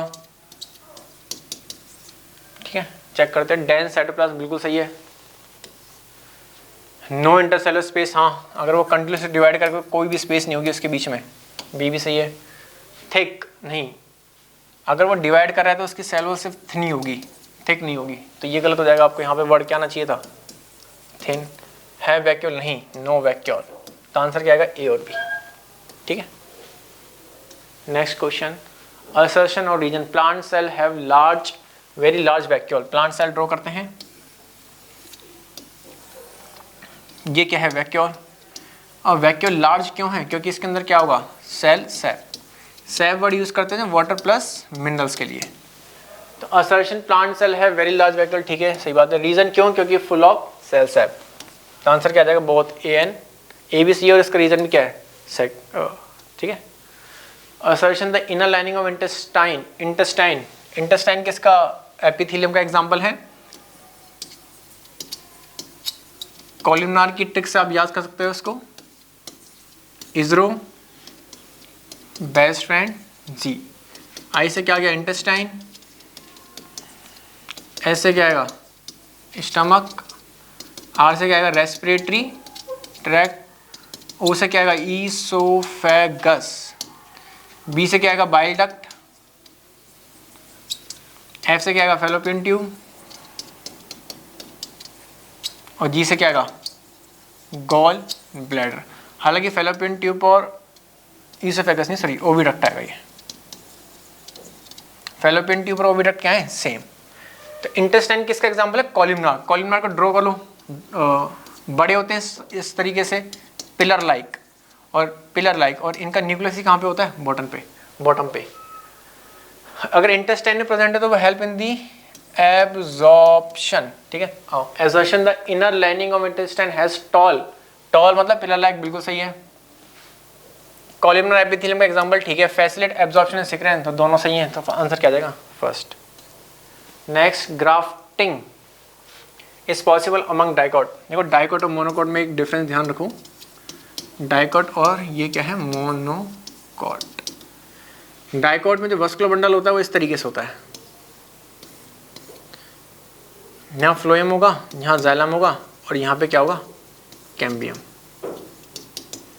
अगर मैं इसका ड्रॉ करूँ तो इस तरीके से होता है, यहाँ फ्लोएम और यहाँ क्या होता है, जाइलम। तो यहाँ पे क्या है, नो कैम्बियम। तो मैं ध्यान क्या रखना है कि कैम्बियम ही क्या कराएगा, सेकेंडरी ग्रोथ। तो इस वाले टाइप को बोलते हैं ओपन वस्कुलर बंडल। ओपन किससे रिलेट कर रहा है कि वो सेकेंडरी ग्रोथ के लिए ओपन है। सेकेंडरी ग्रोथ का मतलब डिवाइड करेंगे सेल्स के, आपको यहाँ से ये वाला पॉइंट ध्यान रखना है। अब यहाँ पे नो वस्कुलर बंडल तो close vascular bundle. Close vascular bundle का मतलब क्या है, नो कैम्बियम। नो कैम्बियम का मतलब क्या है, नो सेकेंडरी क्या, ग्रोथ। क्वेश्चन पढ़ते, grafting is possible on the dicot plant. Grafting होती क्या है, मान लो ये एक प्लांट है पूरा इस तरीके से, ये वाला पोर्शन मैंने कट कर दिया, ये ए है ये बी है, और ये वाला ए वाला मैंने किसी और से कनेक्ट कर दिया और यहां से इसको बाइंड कर दिया, और ये चीज ग्राफ्टिंग कहलाएगी। क्या कहलाएगी, ग्राफ्टिंग। अब पॉइंट क्या है, ग्राफ्टिंग में ये प्लांट ज्वाइन हो जाता है। ज्वाइन क्यों हो रहा है, क्योंकि वहां पे क्या प्रेजेंट होंगे, मेरिस्टेमेटिक सेल। मेरिस्टेमेटिक सेल का मतलब क्या, वो क्या कर रहे होंगे, डिवाइड। और डिवाइड वो किस वाले केस में करेंगे, डाइकोट में। क्यों, डाइकोट में क्या है, कैम्बियम। कैम्बियम क्या कराएगी, इसकी ग्रोथ, डिवाइड कराएगी। मोनोकोट में पॉसिबल नहीं है, क्योंकि मोनोकोट में क्या है, no cambium. This is due to presence of which of the following condition in dicot plant पूछा है ना। तो डाइकोट में कैसे होंगे, ओपन वस्कुलर बंडल। ओपन मतलब क्या करेंगे, ग्रोथ, सेकेंडरी ग्रोथ के लिए। तो आंसर क्या आ जाएगा, फर्स्ट। 36 ये ए डायग्राम है, ये बी डायग्राम है। इसमें 3 सॉल्यूशन की बात कर रहा है, हाइपो, हाइपर और आइसोटोनिक। ठीक है, और आपको ये भी ध्यान रखना है कि वो सॉल्यूशन रिलेट करते हैं सॉल्यूट से। सॉल्यूट के रेस्पेक्ट में वो सॉल्यूशन है, हाइपो, हाइपर या आइसोटोनिक। आपको दिख रहा है कि ये एरो किसी सॉल्यूशन में रखा होगा, तो ये क्या कर गया, स्वेलअप कर गया। स्वेलअप किस में करता है, हाई कंसंट्रेशन से क्या हो, लो कंसंट्रेशन। तो हाइपोटोनिक सॉल्यूशन होना चाहिए। याद करो इस तरीके से, एक बीकर था, ये सेल था, ये हाई कंसंट्रेशन, ये लो कंसंट्रेशन। पानी अंदर जाएगा इस तरीके से, और सेल क्या हो जाएगा, स्वेल अप। अब हाइपो मतलब क्या है, लेस। टॉनिक मतलब किससे रिलेट करेगा, सॉल्यूट। यहाँ पे लेस सॉल्यूट है, तो यहाँ पे हाई क्या होगा, सॉल्वेंट हो जाएगा ना। तो स्वेल अप और हाइपोटोनिक। हाइपोटोनिक गलत, आइसोटोनिक मतलब चेंज ही नहीं होगा। सैचुरेट मतलब कोई भी इन एंड आउट ना हो। तो आंसर क्या आएगा, ये क्लास 9th का मैथ का सॉल्यूशन जो कि जीनियस सेकंड फेज का एग्ज़ाम हुआ है, उसका सॉल्यूशन अपन अभी कराने वाले हैं। क्लास 9th मैथ का सॉल्यूशन, ठीक है। तो आइए एक एक क्वेश्चंस करके अपन सॉल्यूशन करते हैं। क्वेश्चंस तो काफ़ी अच्छे हैं, है ना। आइए देखिए, पहला क्वेश्चन जो है अपना 37 नंबर कि if x, y, z are positive real numbers and ABC are rational numbers then the value of इस अपने को एक्सप्रेशन की वैल्यू फाइंड करनी है, ठीक है। अलजेब्रिक एक्सप्रेशन है। आपको पता होना चाहिए एक चीज़, यहाँ पर ध्यान से देखेंगे कि अगर मैं बोलूँ कि a टू द पावर -1 हो, तो इसकी वैल्यू क्या होती है, 1/a। अच्छा, दूसरी बात ये भी बोल सकता हूँ क्या, a टू द पावर अगर x - y हो, तो अपन क्या लिख सकते हैं, a to the power x upon a to the power y, ऐसे लिखा जा सकता है क्या, ठीक है। तो इसी कंसेप्ट का यूज करते हुए इसको सॉल्व करेंगे। यहाँ पर देखिए आप 1 अपॉन, ठीक है, 1 plus x to power b upon x to power a लिखा जा सकता है क्या इसको, इस टर्म को, plus x to power c minus a है, तो x to power c upon x to power a, okay. अगर मैं इसको कैलकुलेट करूं तो क्या आएगा अगले स्टेप में, यहाँ पर देखेंगे आप लोग, नीचे आएगा x to power a plus x to power b plus x to power c, है ना। ऊपर आएगा x to power a, clear. ये a ऊपर चला जाएगा। अब आप देखिए इन द सेम वे यहाँ पर b नीचे आएगा, यहाँ से b नीचे आएगा, तो b ऊपर चला जाएगा, है ना। तो आप क्या देखेंगे, इसको लिख सकते हैं क्या, x to power b upon x to power a plus x to power b plus x to power c, plus उसी तरीके से यहाँ पर देखिए c को हम नीचे लेके आएंगे, है ना। तो c यहाँ पर आएगा और ऊपर भी जाएगा, तो x to power c upon x to power a plus x to power b plus x to power c, ठीक है। आप क्या देख पा रहे हैं, सभी का डिनोमिनेटर सेम है ना। तो एलसीएम लेंगे तो क्या आएगा, x to power a plus x to power b plus x to power c, और ऊपर भी सम करेंगे तो क्या आएगा, x to power a plus x to power b plus x to power c, है ना। तो ये कैंसिल होकर क्या हो जाएगा बताइए 1, तो 1 is the right answer. Okay 37 का आंसर क्या है अपना थर्ड नंबर। आइए नेक्स्ट क्वेश्चन की तरफ बढ़ते हैं। कह रहा है यहाँ पर 32 टू द पावर 0.2। अच्छा 0.2 को हम कैसे लिख सकते हैं बताइए। 0.2 को हम लिख सकते हैं क्या 2/10, इट मीन्स 1/5, है ना, लिखा जा सकता है। उस तरह 0.25 को क्या लिखा जा सकता है 0.25 को, ठीक है 25/100, ओके, जो कि आएगा 1/4। एंड 0.5 को हम कैसे लिख सकते हैं 0.5 को, तो क्या आएगा 5/10 इज इक्वल टू 1/2, ठीक है। अब देखिए ध्यान से, यहाँ पर ये 32 है, 32 को हम क्या लिख सकते हैं 2 टू द पावर 5, है ना, और इसके पावर में क्या है 0.2 है, तो मैंने क्या बोला 0.2 को लिख सकते हैं 1/5, ओके। प्लस 81 को क्या लिखा जा सकता है 3 टू द पावर 4, है ना, और इसके पावर में 0.25, इट मीन्स 1/4 अपॉन आपके पास है 256 यानी 16 का स्क्वायर, और इसके पावर में 0.5, it means 1/2 and minus 11 square, और इसके पावर में भी 0.5 यानी 1/2। आप देख पा रहे होंगे 5 से 5 कैंसिल, 4 से 4 कैंसिल, 2 से 2 कैंसिल एंड 2 से 2 कैंसिल, है ना। ऊपर क्या बच रहा है 2 + 3 5, है ना, और नीचे क्या बच रहा है 16 - 11 5, और 5 और 5 कैंसिल होकर क्या आएगा 1, ठीक है। तो 1 is the right answer, option number 3। Okay, तो ये बात आप लोग समझ गए, थोड़ा सा कैलकुलेशन था बस। नेक्स्ट क्वेश्चन, नेक्स्ट क्वेश्चन क्या है कि इस डायग्राम के अंदर आपको कुछ एंगल्स दिए हुए हैं, कुछ एंगल्स आपको फाइंड करने हैं, ठीक है। तो आप देखिए इस एंगल BCD की वैल्यू दे रखी है यहाँ पर 40 डिग्री, ये कितना दे रखा है 40, ठीक है, और ये एंगल आपके सामने कितना दे रखा है बताइए EDC 35 डिग्री, ठीक है। और थोड़ा सा मैं इसको आगे इंक्रीज कर लेता हूँ, और इसको भी इंक्रीज कर लेते हैं ऐसे, ठीक है, ताकि एक ट्रायंगल बन जाए, है ना। ओके, अब देखिए यहाँ पर ये 35 है, और इस एंगल की वैल्यू दे रखा है EBF की वैल्यू दे रखा है 30 डिग्री, तो ये एंगल हो गया आपके सामने 30 डिग्री, और ये एंगल आपके सामने दे रखा है कितना DEG मतलब 40 डिग्री। आपको पता है क्या कि किसी भी ट्रायंगल का एक्सटीरियर एंगल इंटीरियर एंगल के सम के इक्वल होता है, तो 40 + 30 ये हो गया 70 डिग्री, ओके, और ये वाला एंगल क्या हो जाएगा 40 + 30 75 डिग्री। ट्रायंगल के तीनों एंगल का सम कितना होता है 180 डिग्री, जिसमें से दो एंगल हमें मिल गया 70 और 75 यानी 145 मिल गया, तो 180 - 145 कितना हो जाएगा 180 - 145 इज इक्वल टू 35 डिग्री, ठीक है। नेक्स्ट क्वेश्चन पे आइए आप लोग। नेक्स्ट क्वेश्चन में बिल्कुल वैसे ही है, ईजी है, बिल्कुल समझ सकते हैं आप लोग। इसमें भी एक्सटीरियर एंगल का sum exterior angle is equal to sum of interior angles. तो ये जो वाला एंगल है, ये वाला एंगल, ये एंगल कितना हो जाएगा 2x + y डिग्री हो जाएगा क्या 2x + y, ठीक है। अब देखिए ध्यान से, ये जो 3y है इस ट्रायंगल का, इस ट्रायंगल की बात कर रहा हूँ मैं, इसका ये एक्सटीरियर एंगल है क्या 3y, जो कि इन दोनों एंगल के सम के इक्वल होगा।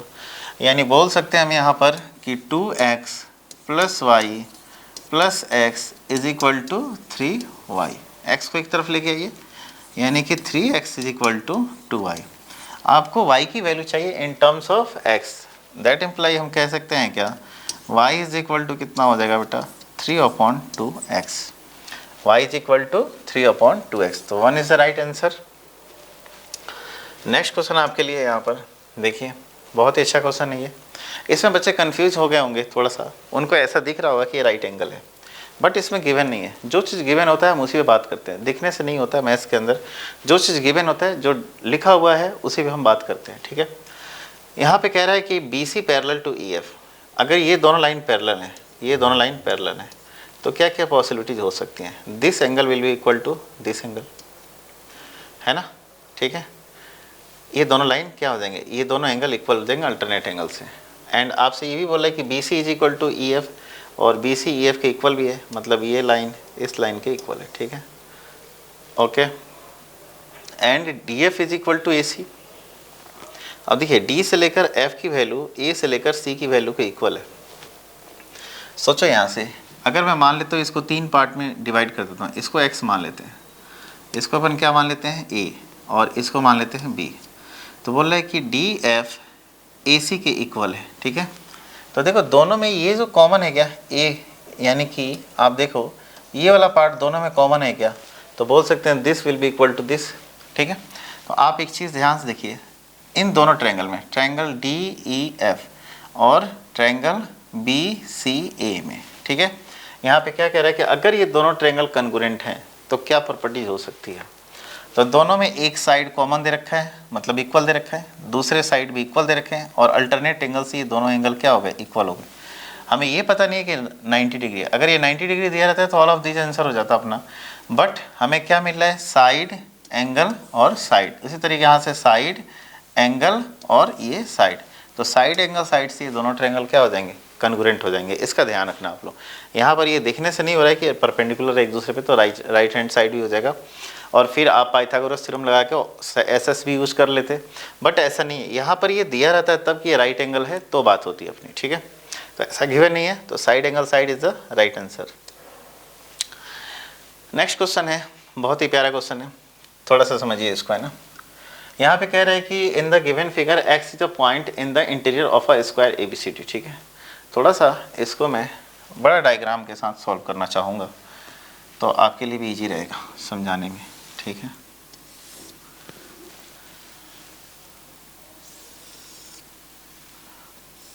और ऐसे कुछ है डायग्राम। ठीक है, आपके लिए देखिए यहाँ पर क्या दे रखा है कि in the given figure X is a point. ठीक है, एक्स इज अ पॉइंट, ये कोई पॉइंट एक्स है, और ये हो गया ए बी सी डी। ठीक है, एंड एक्स वाई जेड। ठीक है, ओके, अब इसको थोड़ा आराम से देखेंगे तो ज़्यादा समझ में आएगा ये चीज़, है ना। यहाँ से लेकर यहाँ तक का लेंथ कितना है, 2 है, ये भी 2 है, ये भी 2, और ये 2, और ये कितना है बेटा, ये यहाँ से लेकर यहाँ तक का लेंथ अपने पास दे रखा है 3। ठीक है, जो कि गिवन है। D Y is equal to 3 and A Z is equal to 2। A Z is equal to 2, it means ये अगर स्क्वायर है, क्योंकि ये दोनों स्क्वायर है, A B C D and X Y Z is also square, तो सभी sides equal हो जाएंगे ना। तो आप देखिए यहाँ से हमें क्या चाहिए, हमें चाहिए डी बी वाई मतलब यहाँ से लेकर यहाँ तक का लेंथ चाहिए। ठीक है, जिसमें हमारे पास 2 तो है, यानी वाई एक्स का लेंथ तो है। अगर मैं इस वाले लेंथ की बात करूं, अगर इसके लेंथ को हम मान लेते हैं ए, स्मॉल ए, अगर ए की वैल्यू अगर हम फाइंड कर लेते हैं तो अपना इजी हो जाएगा सॉल्व करना। अब देखिए यहाँ से समझिए, ये भी 90 डिग्री है ना। अगर मैं इसको थीटा मान लूँ, इस एंगल को थीटा मान लेता हूँ, तो ये एंगल क्या हो जाना चाहिए, 90 डिग्री माइनस थीटा। समझ गए आप लोग यहाँ तक। अब देखो यहाँ से लेकर ये एंगल पूरा 90 है क्या, ये वाला एंगल पूरा 90 है, ये वाला, तो अगर ये थीटा है तो ये क्या हो जाएगा, 90 माइनस थीटा। ठीक है, ये एंगल हो जाएगा आपका 90 डिग्री माइनस थीटा, और ये एंगल भी देख सकते हैं आप 90 डिग्री है, तो अगर ये 90 माइनस थीटा तो ये थीटा, अगर ये थीटा तो ये क्या हो जाएगा 90 माइनस थीटा, और ये 90 है ही अपने पास। तो आप क्या देख पा रहे हैं कि ट्रायंगल ए जेड डी है ना, triangle A Z D triangle A X B के सिमिलर हो गया क्या, क्योंकि दोनों ट्रायंगल के तीनों एंगल इक्वल हो गए।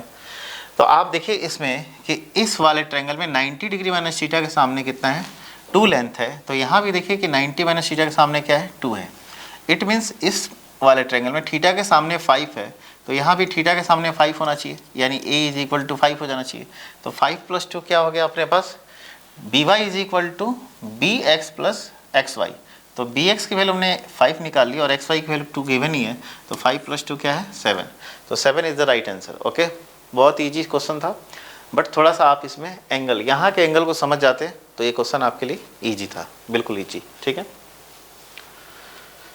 चलिए कह रहे हैं कि if the points A, B, C and D are the vertices of parallelogram, take in order the vertices of। ठीक है, एक पैरेललोग्राम बना लेते हैं अपन, ड्रॉ करिए पैरेललोग्राम को, A, B, C and D। ठीक है, अब देखिए बच्चों ध्यान से, अपने पास ऐसे कितने पैरेललोग्राम्स या क्वाड्रिलेटरल बोल सकते हैं जिसके डायगोनल मिड पॉइंट पे कट करते हैं? तो मिड पॉइंट पे कट करने वाले डायगोनल्स होते हैं square, rectangle, parallelogram and rhombus, ठीक है। तो इन सभी के लिए अगर इनमें से 3 वर्टेक्स गिवन है तो चौथा वर्टेक्स हम कैसे निकालते हैं? देखिए यहाँ पर ए वाला वर्टेक्स अपने पास गिवन है कितना, 6 and 1, 6 1। बी वर्टेक्स का लेंथ कोऑर्डिनेट कितना है, 8, -2, ठीक है, सॉरी 8, 2।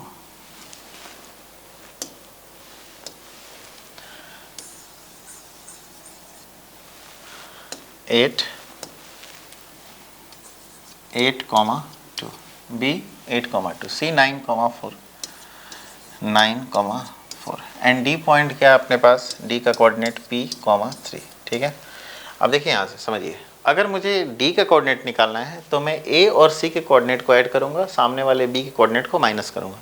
इन चारों वर्टेक्स में से कोई भी 3 वर्टेक्स दिया हो तो चौथा हम आसानी से निकाल सकते हैं। अगर सपोज इट मान लेते मुझे सी का कोऑर्डिनेट निकालना होता तो हम बी और डी के कोऑर्डिनेट को ऐड करते हैं और ए के कोऑर्डिनेट को माइनस करते हैं। ये रटने वाली बात नहीं है, मैंने अभी आपको बताया कि इन 4 क्वाड्रिलेटरल्स के अंदर जो इनके डायगोनल्स होते हैं वो एक दूसरे को मिड पॉइंट पे कट करते हैं। उसी कंसेप्ट के थ्रू ये कंसेप्ट आया, ठीक है। तो यहाँ से P इज इक्वल टू क्या होना चाहिए, P is equal to 6, P कैसा है, कोऑर्डिनेट है, x कोऑर्डिनेट है, तो A का x कोऑर्डिनेट प्लस C का x कोऑर्डिनेट यानी कि 6 + 9 माइनस B का x कोऑर्डिनेट यानी कितना हो गया, P is equal to 15 - 8, 7। P की वैल्यू कितनी आ जाएगी, 7, ओके। तो ये आप इससे क्वेश्चंस कर सकते हैं। नेक्स्ट क्वेश्चन पे आइए, कह रहे कि if the mid point of the line segment joining the point 7, -7, 14 and K4 is A and B। देखिए बेटा, इन 2 पॉइंट्स का मिड पॉइंट अपने पास ए बी है, ठीक है। तो आप बताइए यहाँ से A इज इक्वल टू क्या होगा, तो दिस प्लस दिस अपॉन 2 यानी कि K -7/2 है ना। एंड यहाँ से B की बात की जाए तो B इज इक्वल टू क्या हो जाएगा बताइए, 14 + 4/2 यानी कि 9, ठीक है, ओके। अब गिवन इक्वेशन एक और भी है, वहाँ से हम A और B की वैल्यू पुट कर लेते हैं। इस इक्वेशन में A और B की वैल्यू हम पुट कर लेते हैं ना। तो 2A है, 2A तो बोथ साइड अपन 2 से मल्टीप्लाई कर देते हैं, है ना। और यहाँ पर क्या है 3B, तो 3 से इधर भी कर देते हैं। इन दोनों का सम करेंगे तो क्या आएगा, 2A + 3B is equal to क्या हो जाएगा बताइए, K -7 + 27 इज इक्वल टू सामने क्या दे रखा है 5, है ना। तो ये क्या हो जाएगा, K इज इक्वल टू क्या हो जाएगा, ये प्लस का 20 उतर जाएगा तो 5 - 20 यानी कि -15। तो अपन बोल सकते हैं -50 is the right answer. Next question पे आइए, ओके। नेक्स्ट क्वेश्चन क्या आपने लिए, नेक्स्ट क्वेश्चन है अपने पास कि LCM and HCF of the polynomials px qx are this and this, है ना। Respectively px is equal to this and then qx is equal to, ठीक है। तो आपको पता होना चाहिए एक बात, LCM into HCF is equal to होता है पॉलिनोमियल ऑफ x यानी px इंटू qx, ओके। ये फार्मूला यूज कर सकते थे यहाँ पर।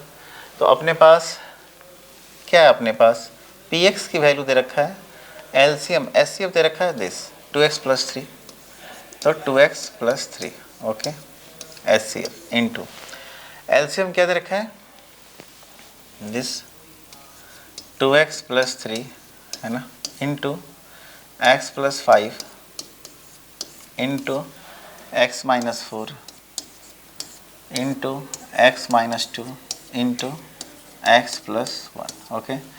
एंड px की वैल्यू गिवन है, तो देखो यहाँ से qx निकालने के लिए px को यहाँ लाके डिवाइड कर सकते हैं क्या, तो px की वैल्यू है 2x + 3, 2x + 3। अच्छा देखो यहाँ पर ये x² + x - 20 को फैक्टराइज करेंगे तो x² + x - 20 को अगर फैक्टराइज करेंगे तो ये किस में ब्रेक होगा, प्लस के 5 और माइनस के 4 में, तो यानी x + 5 एंड x - 4, ओके। तो यहाँ पर इसको जो फैक्टराइज करना था px को हमने फैक्टराइज कर दिया यानी कि x + 4 इंटू x - 4 है ना and x + 5, okay.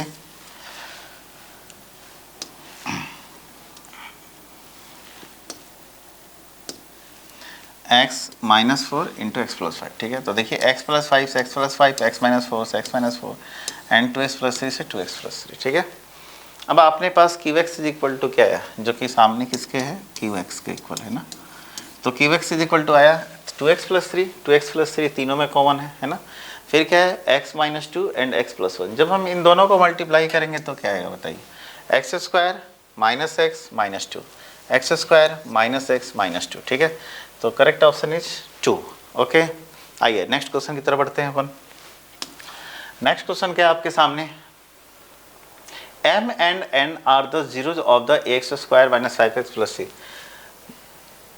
Find the value of a and c if m plus n is equal to mn is equal to 10.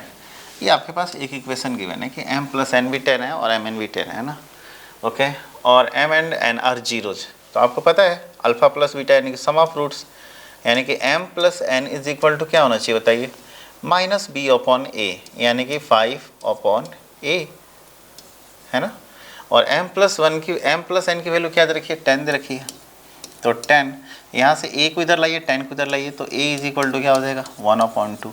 अब a की वैल्यू 1/2, तो मेरे ख्याल से ऑप्शन फर्स्ट ही में तो c की वैल्यू निकालने की आवश्यकता ही नहीं है ना। वैसे चाहें तो c की वैल्यू भी निकाल सकते हैं, कैसे, तो आप निकाल सकते हैं प्रोडक्ट ऑफ रूट यानी कि c अपॉन a, ठीक है। यानी mn इज इक्वल टू 10 दे रखा है और c अपॉन a की वैल्यू यहाँ से पुट कर देंगे, c की वैल्यू 5 आ जाएगी। बट अपने को टाइम भी क्या करना है, सेव करना है क्लास एग्जाम हॉल में। तो कैसे सॉल्व करना है इस चीज़ को देख लिए आप लोग, है ना।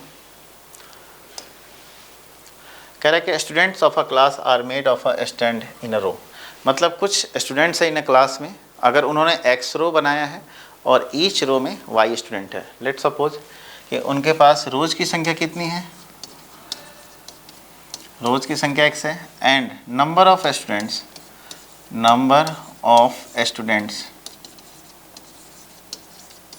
इन ईच रो में हमने लेट कर लिया y, ठीक है। x तो अपने रो हैं और एक रो में कितने स्टूडेंट हैं, y रो हैं, y स्टूडेंट्स है, ठीक है। x रोज है और एक रो में y स्टूडेंट है, ठीक है। अब आइए according to question, if one student is extra in a row, है ना, रो में एक स्टूडेंट एक्स्ट्रा हो गया, there would be 2 rows less. यानी बोल सकते हैं, अच्छा बताइए पहले हमारे पास स्टूडेंट की संख्या कितनी होनी चाहिए थी, इन दोनों को मल्टीप्लाई कर देंगे तो xy, है ना, xy टोटल स्टूडेंट्स कितना हो जाएंगे xy। अब कह रहा है क्या, if one student is extra in a row, यानी कि y प्लस 1, एक स्टूडेंट एक्स्ट्रा हो गया, इस हिसाब से रो की संख्या अपनी 2 कम हो गई, यानी x माइनस 2। अब चाहे आप ऐसे बैठा लो चाहे वैसे बैठा लो, क्लास में बच्चों को उठा के इधर सुधर कर लो या इधर सुधर कर लो, है ना, लेकिन बच्चों की जो संख्या टोटल लगी वो तो चेंज नहीं होने वाली है। तो टोटल संख्या कितनी रहेगी, xy ही रहेगी, है ना। यहाँ से हम एक इक्वेशन सॉल्व कर लेते हैं। तो xy okay minus 2y plus x minus 2 is equal to xy से xy कैंसिल, है ना। तो अपन बोल सकते हैं कि minus 2y plus x is equal to 2। एक इक्वेशन तो ये बन गया अपना, है ना। चलिए एक दूसरा इक्वेशन दूसरे कलर से अपन लिख लेते हैं। कह रहा है क्या, there will be 2 less if one student is less in a row, यानी कि one student is a less in a row, यानी कि y माइनस 1, अगर एक स्टूडेंट कम हुआ तो हमारे पास रोज विल बी 3 मोर, यानी कि x प्लस 3, है ना, इज इक्वल टू xy, फिर से वही बात आएगी। तो यहाँ से क्या हो जाएगा xy, है ना, प्लस 3y, ठीक है, माइनस x और माइनस 3, ठीक है, xy plus 3y minus x और क्या हो जाएगा minus 3 is equal to xy, ठीक है।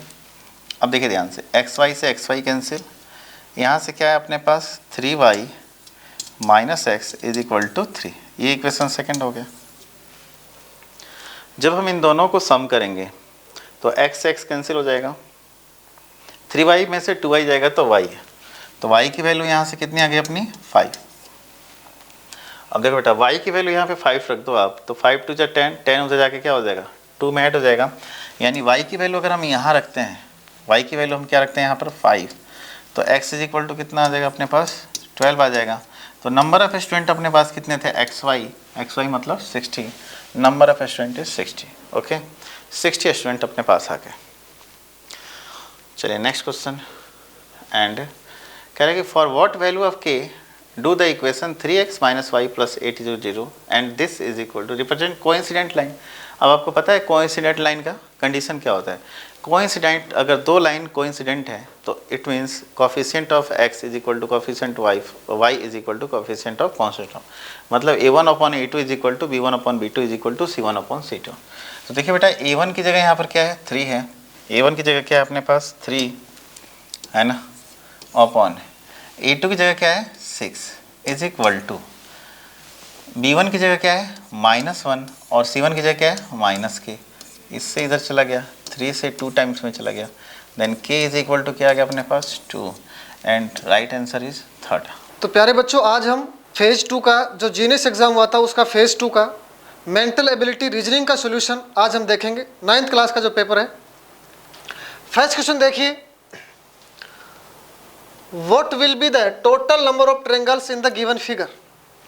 तो ऐसे क्वेश्चंस में हम ट्रायंगल कैसे फाइंड आउट करते हैं, इसका मेथड देखो ये होता है 1 2 3, पहले आप काउंटिंग कर लें और फिर इनका क्या कर दें सम कर दें। बहुत आसान है, इनका सम करेंगे हम 1 + 2 + 3, इनका सम क्या आ गया 6, और जो इनका सम होता है वही टोटल नंबर ऑफ ट्रायंगल होते हैं। तो इसका राइट आंसर क्या हो गया 6 इज द राइट आंसर। तो first option is the correct answer. Next question देखिए, which digit will appear on face opposite to the face with number 6। ये डाइस से पूछा गया क्वेश्चन है। तो डाइस में जितने भी क्वेश्चन होते हैं उनका सीधा सा मेथड होता है, पहले हम इन दोनों डाइस में देखेंगे एक नंबर कॉमन है क्या। एक नंबर कॉमन कौन सा बताओ, ये 3 देखो आप, 3 दोनों में कॉमन है। फिर हम क्या करेंगे, जैसे 3 को ले लिया हमने और फिर हम क्लॉक वाइज डायरेक्शन में रोटेट हो जाएंगे। दोनों डाइस में हम किधर रोटेट करेंगे, क्लॉक वाइज डायरेक्शन। तो 3 के बाद क्या आएगा 2 के बाद आएगा 1, तो 3 के बाद आएगा 1, फिर क्या आएगा 2। सेम ऐसा ही पैटर्न फॉलो करेंगे किसके साथ, सेकंड डाइस के साथ। तो सेकंड डाइस में कॉमन नंबर क्या है 3, तो 3 के नीचे आएगा। उसके बाद में क्लॉक वाइज डायरेक्शन में ऐसे रोटेट करेंगे हम, तो 3 के बाद क्या आएगा 5, और 5 के बाद क्या आएगा 6 आएगा। और फिर देखो ये जो वर्टिकली जो नंबर लिखे हुए हैं वो एक दूसरे के अपोजिट माने जाते हैं। इसका मतलब क्या हुआ, 2 के अपोजिट 6 है, 6 के अपोजिट 2 है, 1 के अपोजिट 5 है, 5 के अपोजिट 1 है। तो फिर 3 के अपोजिट क्या होगा, जो नंबर रह गया, जो रिमेनिंग नंबर होता है डाइस का, वो 3 के अपोजिट माना जाएगा। तो कौन रह गया, 1 काउंट हो गया, 2 काउंट हो गया, 6 काउंट आ गया, 5 काउंट हो गया, बच गया कौन 4। इसका मतलब 3 के अपोजिट 4 होगा, 4 के अपोजिट 3 होगा। अब हमें पूछा क्या गया है, ये बोला 6 जो नंबर है उसके अपोजिट में बताओ। तो बताओ 6 के अपोजिट में क्या है 2, तो 2 किस ऑप्शन में आ रहा है, option 3rd is the right answer. Next question देखिएगा, ये नंबर सीरीज से पूछा गया क्वेश्चन। इसमें क्या होता है, हमें लॉजिक पता करना होता है। तो क्वेश्चन क्या है 4 5 12 39 160 और क्वेश्चन मार्क। देखो इसमें ध्यान से देखिए क्या लॉजिक लग रहा है। जब सीरीज इंक्रीज होती है तो वहां पर मल्टीप्लाई का लॉजिक लगने की ज्यादा संभावना होती है। तो मल्टीप्लाई का कौन सा लॉजिक है, देखो इसमें 4 1 जा 4 प्लस 1 क्या आ रहा है 5। आगे देखिए 5 2 जा 10 प्लस 2, 12 3 जा 36 प्लस 3। इसका मतलब लॉजिक हमें पता लग गया, into 1 plus 1 into 2 plus 2 into 3 plus 3। आगे देखिए, आगे होगा इंटू 4 प्लस 4, और फिर आगे जो हमारा आंसर होगा उसमें क्या होगा इंटू 5 प्लस 5 होगा। तो इंटू 5 करो आप, 160 को 5 से इंटू करोगे तो आएगा 800, और प्लस 5 करोगे तो कितना आएगा 805। तो किस ऑप्शन में है, 4th option is the right answer. Next question देखिएगा, ये क्वेश्चन भी नंबर सीरीज का क्वेश्चन है। चलिए इसमें हम लॉजिक का पता करते हैं। देखो 12 21 85 1 110 326 और क्वेश्चन मार्क। सबसे पहले हम क्या करते हैं, देखो मल्टीप्लाई की सीरीज इसमें बन रही नहीं रही है, तो जब कोई भी लॉजिक आपके समझ में नहीं आता है तो हमारे पास एक मेथड होता है, हम डिफरेंस मेथड का इस्तेमाल करते हैं। तो लीजिए हम डिफरेंस करके चेक कर लेते हैं। डिफरेंस का मतलब होता है दो दो टर्म्स के बीच में हम डिफरेंस फाइंड आउट करके पता करेंगे कि कौन सा पैटर्न चल रहा है। ध्यान से समझो, इनका डिफरेंस कितना आ रहा है 9, इनका डिफरेंस देखो आप 64, इनका डिफरेंस देखो आप 25, इनका डिफरेंस देखो आप कितना डिफरेंस आ रहा है 6, 1। तो यहां से एक पैटर्न बन गया। देखो डिफरेंस के अंदर हमें लॉजिक का पता करना होता है, यही खास बात होती है। तो देखो ये किसका स्क्वायर है, ये है 3 का स्क्वायर, ये है 4 का क्यूब, फिर 5 का स्क्वायर, 6 का क्यूब। अब आप इसको ध्यान से देखेंगे तो आपके लॉजिक समझ में आएगा। देखो 3, 4, 5, 6 ये कंटिन्यूस चल रहे हैं, 3 का स्क्वायर, 4 का क्यूब, 5 का स्क्वायर, 6 का क्यूब। तो यहाँ पर क्या आना चाहिए फिर, 6 का क्यूब है तो यहाँ आना चाहिए 7 का स्क्वायर। 7 का स्क्वायर क्या होता है 49 होता है, और 49 क्या होगा 326 में जाके क्या हो जाएगा ऐड हो जाएगा। तो आप इसको आप ऐड करेंगे तो कितना आएगा, देखो 9 + 6 15, 4 + 2 6 + 1 7। तो आंसर क्या आ जाएगा 375। किस ऑप्शन में है, तो first option is the right answer. समझ में आ गया होगा। नेक्स्ट क्वेश्चन देखिएगा, इसको देखो प्यारे बच्चे। What was the day of week on 2 October 1869?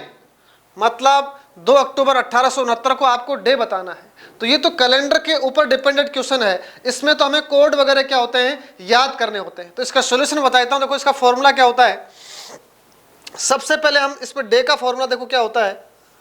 Day कैसे निकालते हैं, सबसे पहले हम डेट लिखते हैं। तो डेट कितनी है 2, प्लस उसके बाद में लिखते हैं मंथ कोड। मंथ क्या है यहाँ पर अक्टूबर है, तो मंथ कोड देखो 12 होते हैं। कौन कौन से, 144 025 036 146, ये हमें याद रखना पड़ता है कोड। तो हमारा अक्टूबर है तो अक्टूबर कौन सा होगा, देखो ये जनवरी, फरवरी, मार्च, अप्रैल, मई, जून, जुलाई, अगस्त, सितंबर, अक्टूबर। तो अक्टूबर का कोड क्या आएगा 1 आएगा। तो पहले हम डेट लिखेंगे, फिर मंथ कोड लिखेंगे, फिर हम क्या करते हैं जो ईयर होता है उसके लास्ट 2 डिजिट लिखते हैं। तो लास्ट 2 डिजिट यहाँ पर क्या है 69 है। उसके बाद में हम क्या लिखते हैं लीप ईयर लिखते हैं। तो लीप ईयर का पता कैसे लगता है, लीप ईयर का पता होता है कि जो लास्ट 2 डिजिट है ना इसको 4 से डिवाइड करो और क्वोशेंट लिखो। जो 69 है इसको आप 4 से डिवाइड करेंगे तो क्वोशेंट कितना आएगा, तो क्वोशेंट कितना आएगा 17 आएगा। हमें ओनली क्वोशेंट लिखना है, ध्यान रखना। तो क्वोशेंट कितना आएगा 17 आएगा। देखो 17 4 जा 68, रिमाइंडर तो कितना आ गया 1। रिमाइंडर को हमें नहीं देखना है, क्वोशेंट लिखते हैं। तो 4 टर्म क्या होता है, लास्ट 2 डिजिट को 4 से डिवाइड करने के बाद क्वोशेंट लिखेंगे, कितना आएगा 17, प्लस लास्ट में लिखा जाता है सेंचुरी कोड। तो सेंचुरी कोड कैसे लिखेंगे हम, देखो सेंचुरी कैसे बनाते हैं हम, 18 लास्ट में 00। तो ये कौन सी सेंचुरी बन गई 1800, 1800।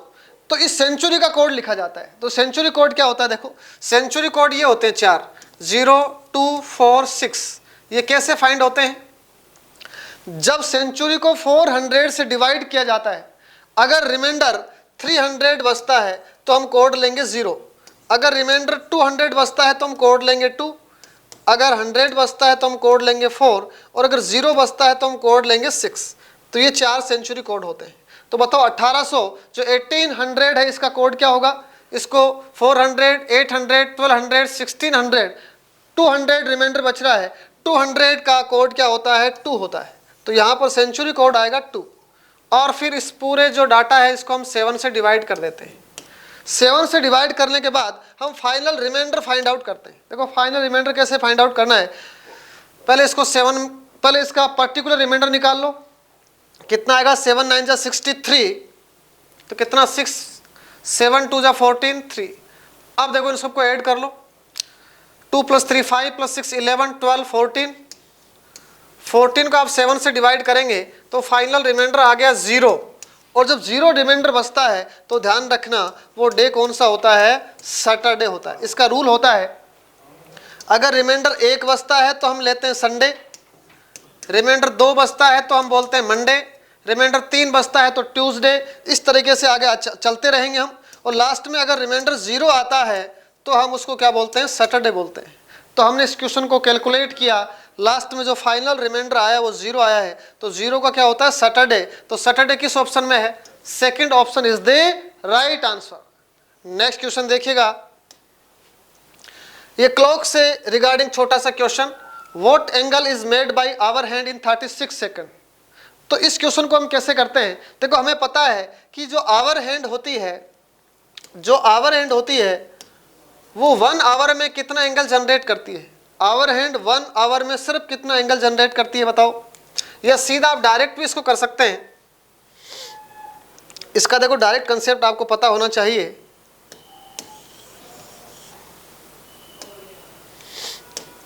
कि आवर हैंड हमें पूछा है कि आवर हैंड 36 सेकंड में कितना एंगल जनरेट करेगी, तो हम जानते हैं कि जो आवर हैंड है वो 1 सेकंड में कितना एंगल जनरेट करती है, वो जनरेट करती है 1/120 डिग्री, ये 1 सेकंड में एंगल जनरेट करती है। हमें किसका एंगल निकालना है, 36 सेकंड का एंगल निकालना है, तो हम क्या करेंगे, इसको 36 से मल्टीप्लाई कर देंगे, तो 1/120 मल्टीप्लाई 36, तो काट दो इसको, तो फाइनल हमारा आंसर क्या आएगा, 3/10 डिग्री का एंगल जनरेट करेगी। तो आवर हैंड 36 सेकंड में कितना एंगल बनाएगी, 3/10 डिग्री, किस ऑप्शन में है, थर्ड, तो third option is the right answer. Next question देखिए, ये सीटिंग अरेंजमेंट से पूछा गया क्वेश्चन, देखो इसमें अरेंजमेंट बनाना पड़ता है। क्वेश्चन क्या है, study the information carefully and answer the given questions. तो सबसे पहले हम इसका सीटिंग अरेंजमेंट बनाते हैं, ये लीनियर अरेंजमेंट से रिलेटेड क्वेश्चन है। क्वेश्चन क्या है देखो, M, O, P, R, S, U and V are sitting in a straight line facing north, not necessarily in the same order। ये कितने पर्सन है, 1 2 3 4 5 6 7, तो 7 पर्सन है और सबका फेस नॉर्थ में है। तो पहले आप इनको डिनोट कर सकते हैं, 7 पर्सन है, 1 2 3 4 5 6 7, ये 7 पर्सन है और सारे नॉर्थ फेसिंग की ओर है। अब हमें पता होना चाहिए जब नॉर्थ में फेस होता है तो इस तरफ जितने भी पर्सन होंगे वो राइट साइडेड पर्सन होंगे और इस तरफ जितने भी पर्सन होंगे वो लेफ्ट साइडेड पर्सन होंगे। अब हमें इनकी सीटिंग करते हैं, देखो क्या है, first O sits fourth to the right of M। अब इसको हम छोड़ देते हैं क्योंकि इससे हमें कंप्लीट इंफॉर्मेशन नहीं मिली। ये क्या है, P is at the extreme left end of the line, ये कंप्लीट इंफॉर्मेशन है कि P is at the extreme left and, तो लेफ्ट एंड ये है, तो यहां पर कौन आ गया, P आ गया। आगे क्या बोल रहा है, there are 5 persons between P and V, तो P और V के बीच में 5 पर्सन है तो V को यहां आना पड़ेगा क्योंकि P और V के बीच में 5 पर्सन है, 1 2 3 4 5। आगे देखो ये क्या बोल रहा है, ये देखो O sits fourth to the right of M, M के फोर्थ राइट में O है, तो M को फिर यहां बैठना पड़ेगा क्योंकि M जब यहां बैठेगा तो उसका फोर्थ राइट कौन सा होगा, 1 2 3 4, यहां पर कौन आ जाएगा, O आ जाएगा, तो इसको बिठा दिया हमने, O sits fourth to the right of M। अब इसकी बारी है, ये क्या कहता है, U sits third to the left of V, V के थर्ड लेफ्ट में है U, तो ये रहा V, V का थर्ड लेफ्ट होगा, फर्स्ट सेकंड थर्ड, कौन है, U, तो हमें यही बोला है कि U sits third to the left of V। अब देखो दो ही जगह हमारे पास बची है, एक रेस्ट्रिक्शन इस पे लगाया गया है, क्या, R is not an immediate neighbour of O, R है वो O के पड़ोस में नहीं आ सकता, तो O का पड़ोस कौन है, ये, तो R यहां नहीं आ सकता, तो R जाएगा कहां, R को यहां पर आना पड़ेगा। अब लास्ट में एक ही जगह बची है, एक ही प्लेस बचा है, वहां पर कौन आएगा, जो पर्सन बच गया, कौन बच गया बताओ, सारे आ गए हैं, यहां पर S बच गया क्योंकि S भी इसमें इंक्लूडेड था, तो ये बन गया इसका सबसे पहले लीनियर अरेंजमेंट। अब हमें पूछा क्या गया, देखो फर्स्ट क्वेश्चन तो क्या है, 3 of the following 4 are alike in a certain way based on their sitting positions in the above arrangement and so form a group, which pair does not belong to that group। मतलब इन चारों में से एक pair ऐसा है जो अलग है, मतलब जो सेम पैटर्न को फॉलो नहीं करता, हमें डिफरेंट को छाड़ना है, कहने का मतलब है फाइंड ओड वन आउट की तरह है, इन चारों में से डिफरेंट ऑप्शन कौन सा है। सबसे पहले देखो MR को देखिए, MR ये कंटिन्यूस चल रहे हैं, देखो MR, US को देखो, US कंटिन्यूस चल रहे हैं, पीएम को देखो, पीएम भी कंटिन्यूस चल रहे हैं। लास्ट में क्या, आरएस, आरएस कंटिन्यूस तो है लेकिन बीच में यू आ गया, इसका मतलब ये थोड़ा सा क्या हो गया, अलग हो गया। समझ में आ गया होगा। आरएस ये फोर्थ ऑप्शन है वो अलग है, तो इसका आंसर क्या आ जाएगा, फोर्थ ऑप्शन, क्योंकि फोर्थ ऑप्शन पैटर्न को फॉलो नहीं कर रहा है, ये कंटिन्यूस आ रहे हैं, आर और एस के बीच में एक पर्सन और बैठ रहा है। नेक्स्ट क्वेश्चन देखिएगा, नेक्स्ट क्वेश्चन इसी का है, ये बोल रहा है what is the position of R with respect to S, ये एस है, what is the position of R with respect to S, S के रेस्पेक्ट में आपको बताना है कौन, आर। तो देखो बैक देखिएगा, एस के रेस्पेक्ट में आर किधर है, ये एस है, आर किस तरफ है, ये देखो आर इस तरफ है, तो ये क्या बन गया, फर्स्ट सेकंड, सेकंड लेफ्ट बन गया। ये जो आर है वो एस के रेस्पेक्ट में सेकंड लेफ्ट में है, फर्स्ट सेकंड, तो सेकंड लेफ्ट में कौन सा ऑप्शन आ रहा है, देखो सेकंड लेफ्ट कौन सा है, ये रहा, सेकंड टू द लेफ्ट, तो कौन सा आंसर आ जाएगा, third option is the right answer. Next question देखिएगा, ये ब्लड रिलेशन से रिलेटेड क्वेश्चन है। Pointing to a woman in a photograph a man says she is the only daughter of my wife's mother in law. तो सबसे पहले ये सी किसके लिए आया है, ये सी किसके लिए आया है बताओ, ये सी आया है वुमन के लिए, तो ऐसे डिनोट कर सकते हैं सी वुमन के लिए आया है। C is the only daughter of my, my किसके लिए आया है, फिर मैन के लिए आया है, इसका मतलब होता है मैन की वाइफ की mother in law, mother in law का मतलब सास, मैन की वाइफ की सास की जो ओनली डॉटर है वही कौन है, वुमन है। अब इसको हम फैमिली चार्ट में डिनोट कर लेते हैं, कैसे, सबसे पहले माई, माई का मतलब है मेन, देखो सबसे पहले मैंने ये मेन बना लिया, और मेन की पोजीशन भी दे सकते हो आप 1 नंबर, मेन की वाइफ, तो ये हो गई मेन की वाइफ 2 नंबर, और मेन की वाइफ की मदर इन लॉ, मतलब इस वाइफ की मदर इन लॉ कौन होगी, ये वाइफ है, वाइफ की मदर इन लॉ कौन होगी, इस मेन की मदर होगी, तो ये हो गई वाइफ की मदर इन लॉ। और जो मदर इन लॉ है इसकी ओनली डॉटर, इसकी ओनली डॉटर कौन होगी, इसकी सिस्टर हो जाएगी, ये 4 नंबर। और जो ओनली डॉटर है वही कौन है, सी, सी का मतलब है वुमन, और वही विमन है, तो ये इसका बन गया फैमिली चार्ट। हमें पूछा क्या गया है, how is the women related to the man, तो ये विमन इस मैन की क्या लगी, तो विमन मैन की क्या है यहाँ पर, सिस्टर, तो सिस्टर किस ऑप्शन में है, third option is the right answer. Next question देखिएगा, ये क्वेश्चन डायरेक्शन एंड डिस्टेंस से रिलेटेड है, जैसे जैसे क्वेश्चन बोल रहा है वैसे वैसे आप इसका डायग्राम ड्रॉ करते चले जाएं। A man starts from A point, walk 4 meals towards north, तो सबसे पहले ये मैन है 4 किलोमीटर चला टुवार्ड्स नॉर्थ, उसके बाद turns left and walk 6 meals, उसके बाद लेफ्ट टर्न लेता है और वो कितना चलेगा, 6 मील्स चलेगा, उसके बाद turn right and walk 3 meals, अब राइट,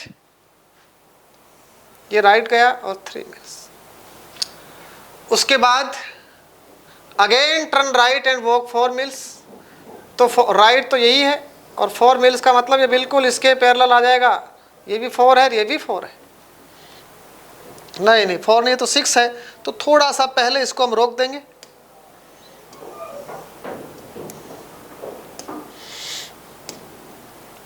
कितना है 4 मील्स, तो 4 मील्स है, थोड़ा सा चलो यहाँ लेके इसको छोड़ देते हैं, ये 6 है तो ये 4 है, तो कितना बच गया 2, आगे देखो, and takes rest for 30 minutes, उसके बाद 30 मिनट वो थोड़ा रेस्ट लेता है, ही गेट्स अप, वो जगता है, एंड वॉक स्ट्रेट 2 मील्स, फिर स्ट्रेट चलता है 2 मील्स, 2 मील्स का मतलब 2 ही बची हुई है, तो ये स्ट्रेट यहाँ पर 2 मील और आ गया, the same direction, and turn right and walk 1 मील, अब फिर वो राइट चलता है और 1 मील और चलता है, ये 1 मील और आ गया नीचे, ये 1 मील और आ गया। What is the direction he is facing, अब वो फाइनली किस डायरेक्शन में जा रहा है, अब तो वो नीचे जा रहा है, और नीचे कौन सी डायरेक्शन होती है, साउथ, तो साउथ किस ऑप्शन में है, option second is the right answer. समझ में आ गया होगा आपके। नेक्स्ट क्वेश्चन देखिएगा, ये एनालॉजी से रिलेटेड क्वेश्चन है, आपको इसका रिलेशन देखना है, फर्स्ट का सेकंड के साथ जो रिलेशन है सेम वैसा ही रिलेशन थर्ड का फोर्थ के साथ होना चाहिए। ये देखो फ्लेक्सिबल, रिजिड, ये इनके अपोजिट है। तो कॉन्फिडेंस का अपोजिट अकॉर्डिंग टू ऑप्शन क्या होगा? डिफिडेंस, मतलब संकोच। मतलब ये लचीला है, इसका अपोजिट हो गया कठोर। आत्मविश्वास, संकोच। कॉन्फिडेंस का अपोजिट क्या होता है? डिफिडेंस होता है। तो ये तो आसान क्वेश्चन था। नेक्स्ट क्वेश्चन देखिएगा, ये सिलोजिज्म से पूछा गया क्वेश्चन। इसमें क्या करते हैं? वेन डायग्राम की भी हेल्प ले लेते हैं। तो चलिए इसका सॉल्यूशन हम कैसे करते हैं। देखो, all mens are dogs, all dogs are cats. तो पहले हम इसका वेन डायग्राम बना लेते हैं। ऑल मेन्स आर डॉग्स, तो ये मेन है। ऑल मेन्स आर डॉग्स, ये बना लिया मैंने। ऑल डॉग्स आर कैट्स, तो ऑल डॉग्स आर कैट्स, तो ये इसका वेन डायग्राम बन गया। अब हमें पूछा कौन सा कंक्लूजन इसको फॉलो करेगा। तो पहला कंक्लूजन क्या है? All man are cats. तो ऑल मैन आर कैट्स, ये सही बात है क्योंकि सारे मैन कैट के अंदर इंक्लूडेड है। तो ऑल मैन्स आर कैट, ये सही बात है। इसका मतलब ये कंक्लूजन फॉलो कर रहा है। सेकंड क्या है? All cats are man. All cats are man, ये जरूरी नहीं है। ऑल कैट्स आर मैन, ये जरूरी नहीं है, तो ये फॉलो नहीं करता है। तो ओनली फर्स्ट कंक्लूजन ही इसको फॉलो कर रहा है। तो किस ऑप्शन में आ रहा है? Only conclusion first follows. तो first option is the right answer.